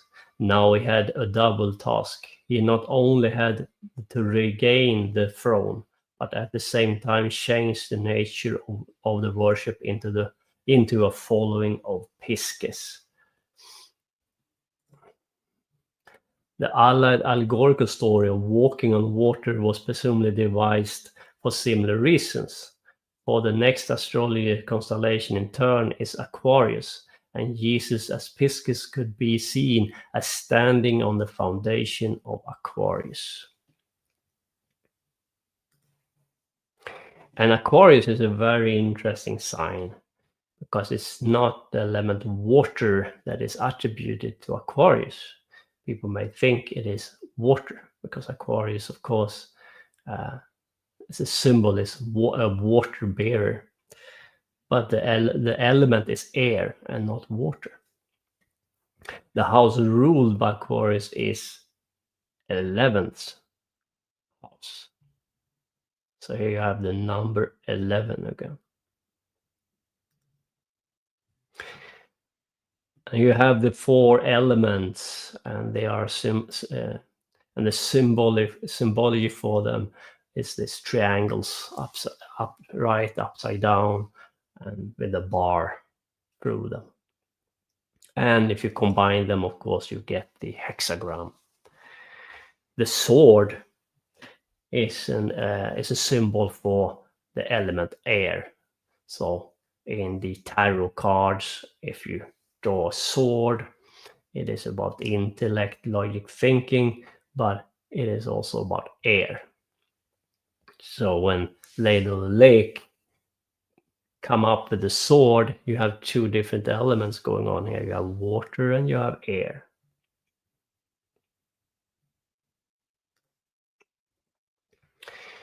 And to walk on water is to walk on all elements at the same time. If you manage to walk on water, you manage to have balance between these four elements, because water rests on earth and you walk on the water, and you have the sun mirroring in the water, therefore you have fire. So you have all the elements here: water, fire, earth, and air. And of course, air is in the air. So you are walking with the four elements when you're walking on water. if you have the sun with you, if you have your heart with you.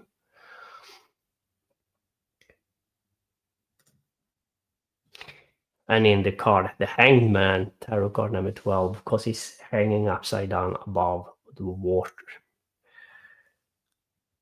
And it's to take back memory and meditate and contemplate and to integrate the new insights. The new insight that comes from remembering. Because what we are talking about is remembering. Remembering who we are. Remembering who we can become. What you cannot imagine, you cannot achieve. First you have to imagine something and then you have to act upon it. But if you cannot imagine that it can be different, then you are stuck. For example, if you're an atheist and materialist, you cannot imagine that you can be something else than an animal. Then that is what you are. Now you're stuck. And of course, if you see yourself as a mirror in the water, you see yourself upside down. It's like a mirror. The water is a mirror. It mirrors you, and it looks back on you. The old you. You have gone through many reincarnations. Maybe the memory from earlier reincarnation can bring back some parts in you that you need to understand and integrate. And also the Freemason square and compass form this Visca Piscis. And also the square and compass alludes to the hexagram. And the hexagram is, of course, if you put the hexagram together, you have the planets around the sun. You have 6 points, and in the middle you have the sun. So the planets is in the pentagram's edges, and then in the middle you have the sun symbol. You are walking on water, walking on the sun.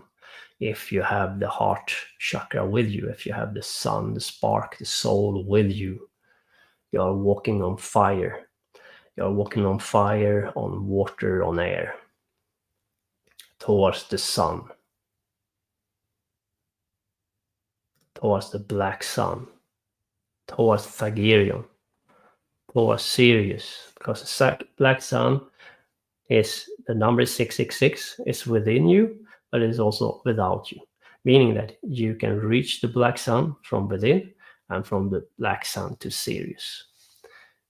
You don't need to use technology or an external temple from yourself. But of course, it's very good to put up your own temple in your own home. But your body is your most important temple. And your body temple will be transformed through the method, through the esoteric method, so that your body temple will vibrate in a different vibration. Therefore, you can start to pick up what's behind the curtain or what's behind matter and registrate what's behind it in the metaphysical. So we're walking on water with our grail of knowledge, insights, imagination, memory, what we can become. Because we are not becoming something new, but we take back what is ours. We become what we was.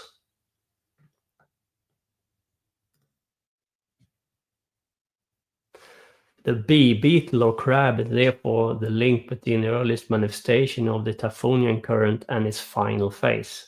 Note that all three are insectival, for the crab is a kind of water beetle, or considered as such in occult lore. This phase constitutes the link of a chain which precedes, includes, and then transcends the human component. Kenneth Grant. So the deep ones, Typhonian current, or the old one, the ancient ones. And you have the water beetle symbolizing Sirius. This chain precedes, includes, and then transcends the human component. And the water memory, language, and nation also attribute to your DNA. Because what we are talking about is to reawakening the 22 strands of dormant DNA within you. What science called the junk DNA, of course, is crap and it's nonsense. And if that's their belief, then they are stuck. For me, I know I can reawaken my DNA, take it back.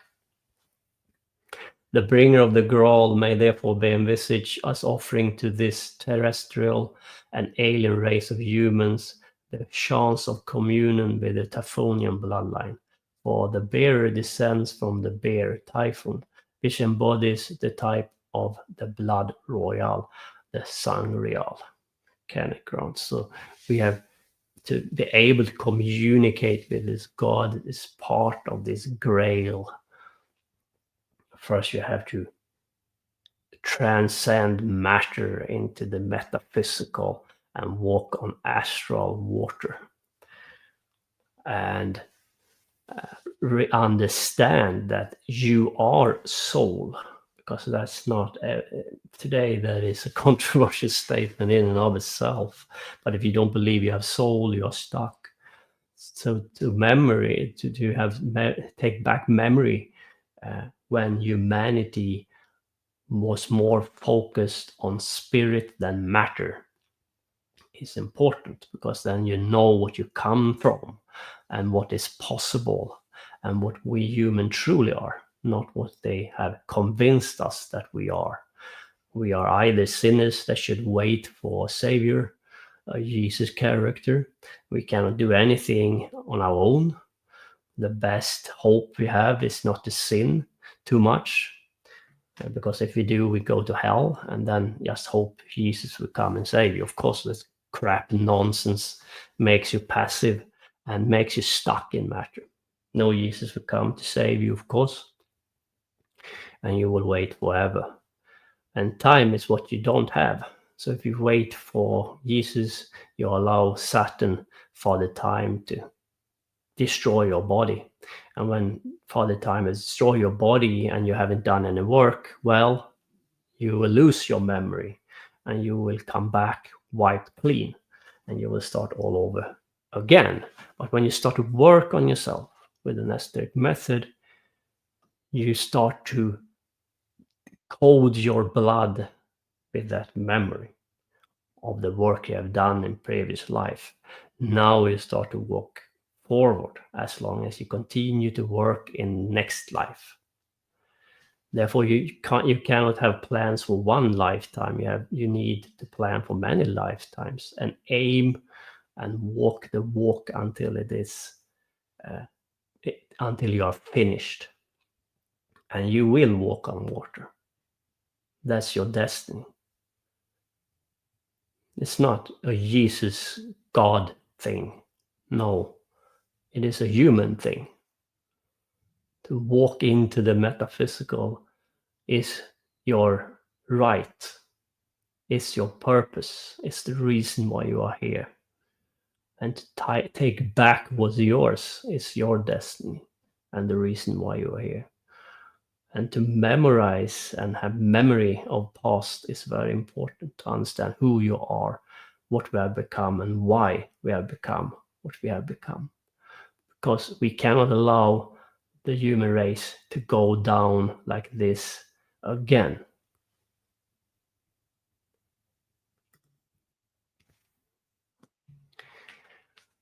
The Grail of memory.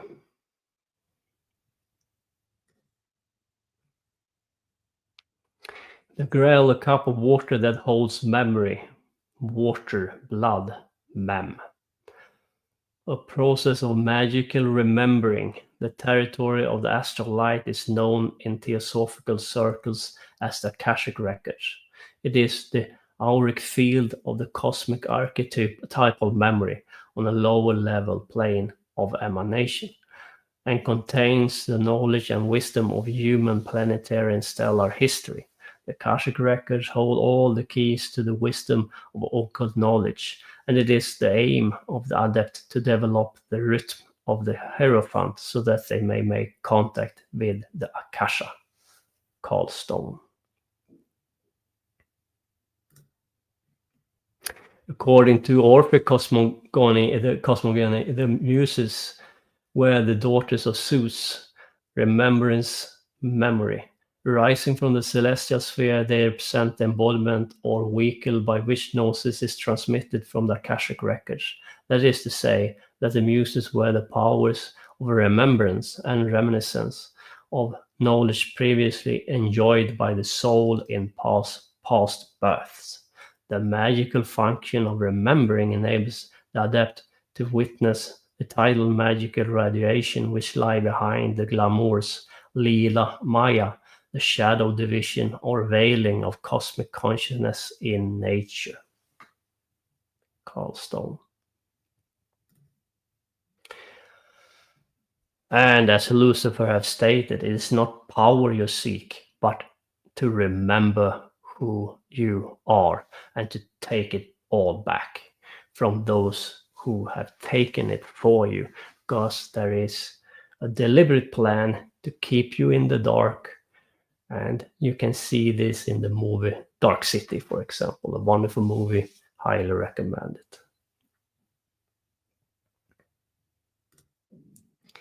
Oath of the Witch God Eternal, Chapter 11. The demon princes, as the four horsemen of the apocalyptic winds of change, are riding the earth's stellar current across and beneath the plains of the world of man. The dragon lines flow with the fires of Belial. Each aeon brings such unrest with it, but it settles. This will not be the case with the age of reawakening. These are warnings given by the gods. Alan Smith.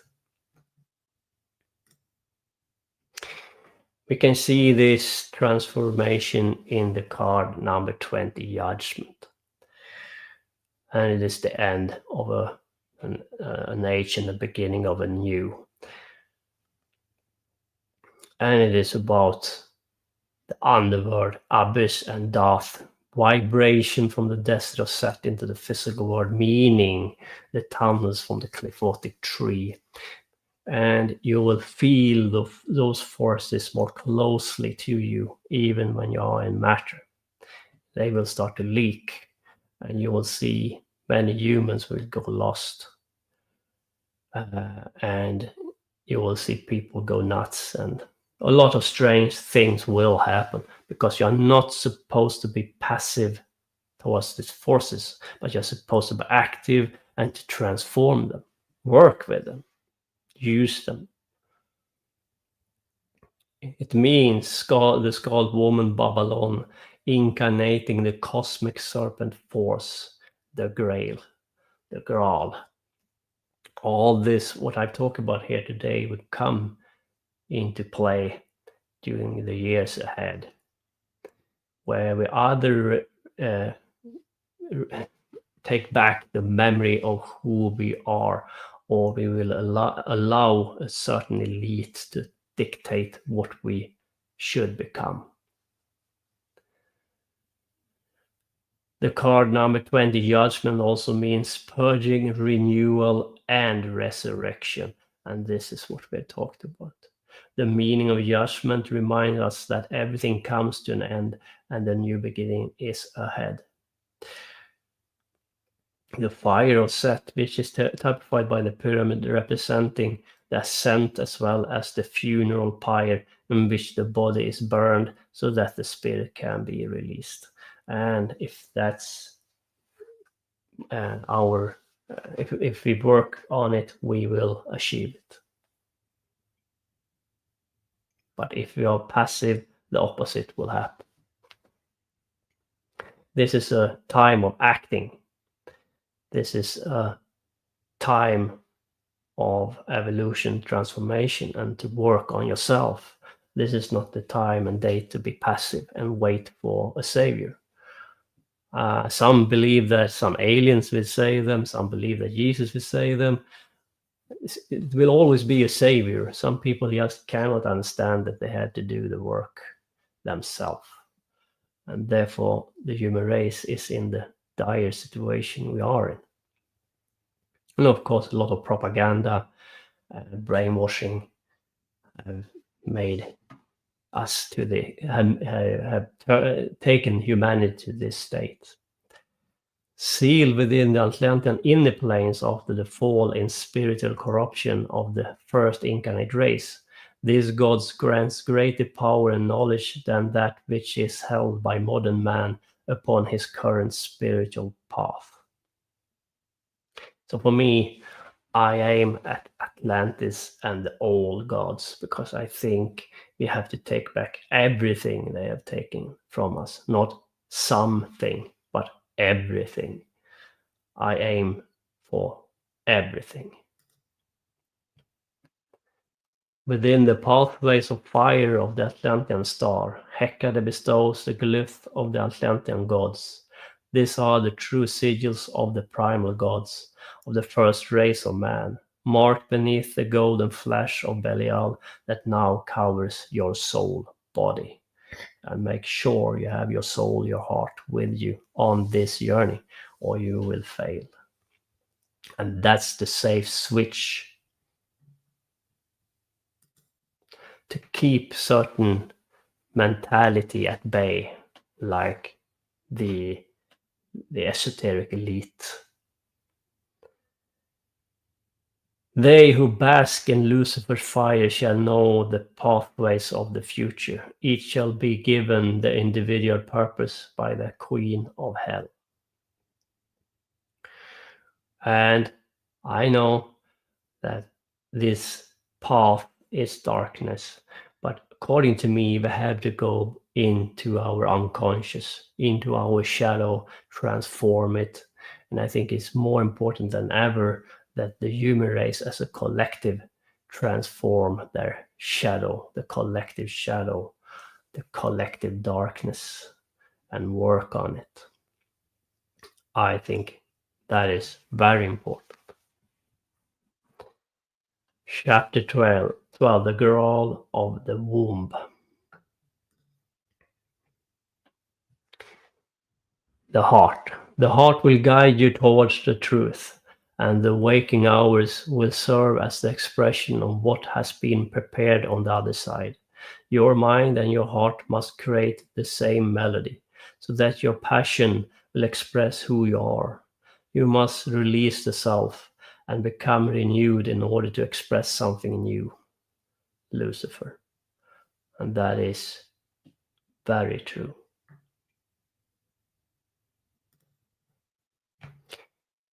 I will turn to Wayne Herschel in the end of this presentation. And Wayne Herschel, of course, a little bit out of place here, but Wayne Herschel thinks it's an alien race who will come back and save us. But I still consider him to have valid and good information. However, I will turn it around and flip it on its head. So I'm sorry, Wayne Herschel, but this is how I see it. The cosmic womb and Pleiades. Of course, we all have waited for Mithra, and Mithra is an important thing into the Grail mythology as well. And Mithra was a warrior esoteric method. They were warriors.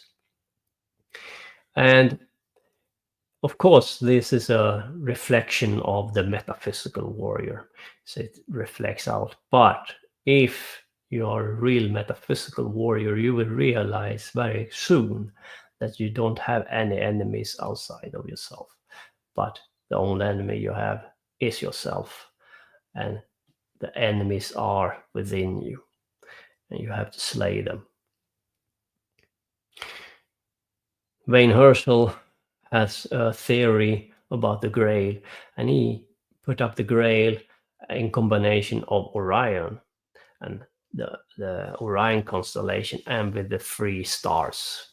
the belt of Orion, and we have talked about it here. So the 3 stars of Orion, the belt of Orion, points towards Sirius, but it also points to Aldebaran. If you flip it like this, and you can see Wayne Herschel's Grail here.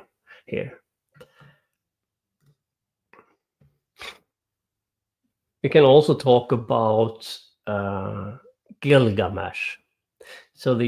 But before I do it, you have the Orion constellation, and if you follow Orion's belt, you will come to Aldebaran.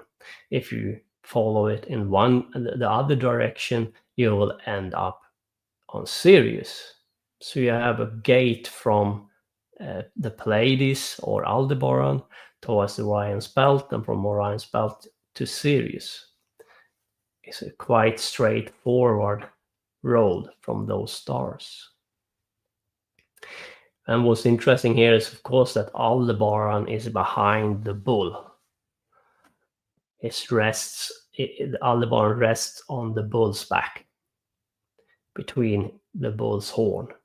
And in the story of Gilgamesh, of course, they fight the bull and slay the bull. In the same way, Mithra slays the cosmic bull. And Enkidu is probably a symbol for Sirius. Therefore, you have 2 gods, or at least demigod Gilgamesh, try to find his way to Sirius. And of course, the scientists, they think this is a stupid story, blah, blah, blah. But it's, of course, a profound story if you start to understand what it means. Gilgamesh and Enkidu is stuck in matter, and they take to a metaphysical journey towards Sirius. They try to find their way to Sirius from matter.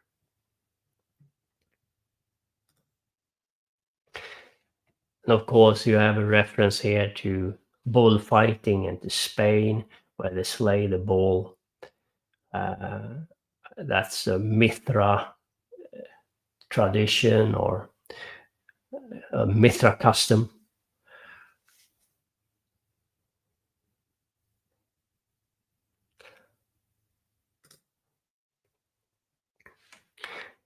You shall be illuminated by the black light of knowledge of good and evil, gold and silver, or the X and Y chromosome, as more codes from the book of life are written upon your genes. You will gain sovereignty over the powers of heaven and hell. Now, what I think has happened here is that the bull is slayed. This bull slaying is a symbol that the gate to heaven is closed. And I think Pleiades via Aldebaran is the way to heaven. But I think the slaying of the bull says that the gate is closed, meaning that you can't go back to source or end reincarnation and go back to the creator. Some people talk about the soul trap here, and I think there is something to it, meaning that if you go that way, you will only reincarnate back with no memory, and you have to start all over again. And on it goes. So Aldebaran, or the gateway to heaven, is slain. The cosmic bull is slain, dead. And according to Wayne Herschel, there are 3 suns close to Pleiades constellation. And that's the reason why in Christianity you have this biscuit in the shape of a sun, and they eat it in communion, and they take it from a cup. Well, that gateway is closed. I rather say that you should be reborn. You have to go down through the chalice, through the Grail, down to the bottom of the cup, and below and go towards Sirius instead. Therefore, you enter the cosmic womb, the Grail, but you are not supposed to go up from the cup, but down into the cup and to be reborn from Hecate's womb. And the cup is full of water. Therefore, you have to go down in deep water, or go down in deep cosmic water and become a cosmic sailor and sail towards Sirius. Now, I don't want to end reincarnation. I want to come back with power and remembrance, with mem, so I can continue to transform, so I can continue to go forward. Doesn't mean that I will be reborn with all the memories intact right away, but it will mean that during the course of my life, I will pick up some esoteric methods, and I will have an esoteric interest that will draw me back towards the work, so I can continue to work without me knowing that I started my metaphysical journey in previous life. But it doesn't matter. You should push forward. You should keep on walking on water further into the metaphysical. You should go down into the Grail, not up. You should be reborn through the birth canal, through the womb. And the womb is water. And you go down towards Sirius. And one cauldron, or one Grail, is called the Cauldron of Dagda. And the Cauldron of Dagda is about rebirth. And what I think is symbolized is rebirth with memory, water. Doesn't mean to remember everything you did in previous life, but it means that you will pick up on the work again. And you will find a way without you knowing. You will be drawn to this philosophy. You will be drawn to this theory and method, and you will continue your work.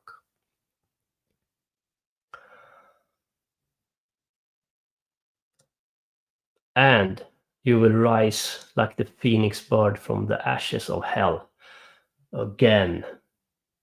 And we will take back what's ours. And if you want to go back to source and end reincarnation, that's your right to do so. As Dio said, all the fools sail away, and that's perfectly fine. And I think that's exactly what they are saying with this method. That you had a choice, but I don't know if you have that choice anymore. I think if you go towards the light, I think others will spit you out again and take your memory from you and wipe you clean from past memories. And I think you have all of that in the movie Dark City. Therefore, if you don't have anything to do, as you do tonight, and if I haven't taken too much of your time, I highly recommend the movie Dark City, and that you have a good time, because life can be pretty good in matter as well. I can promise you. If you become a cosmic sailor and you can leave when you want, you will feel fine when you come back. As you travel to a new country and you spend time and you have a lovely time, but when you come back, you're like, nice to be home again, nice to be in matter again. But if you're trapped here, if you believe you're a prison here, then that's your view. That's the view you will have of matter. And I don't think it's a healthy view. I know that the human race have ended up in a very dark place for now, but we can take it back, and we will. And if you want me to do another 3-part series, I will just present the parts here. And of course, I will talk a little bit more about the Grail in this 3-part series as well, and expand a little bit upon it. But the part 1 is called Where Gods Are Born. Part 2, The Hang God Matrix. and part 3, the end of the world as we know it.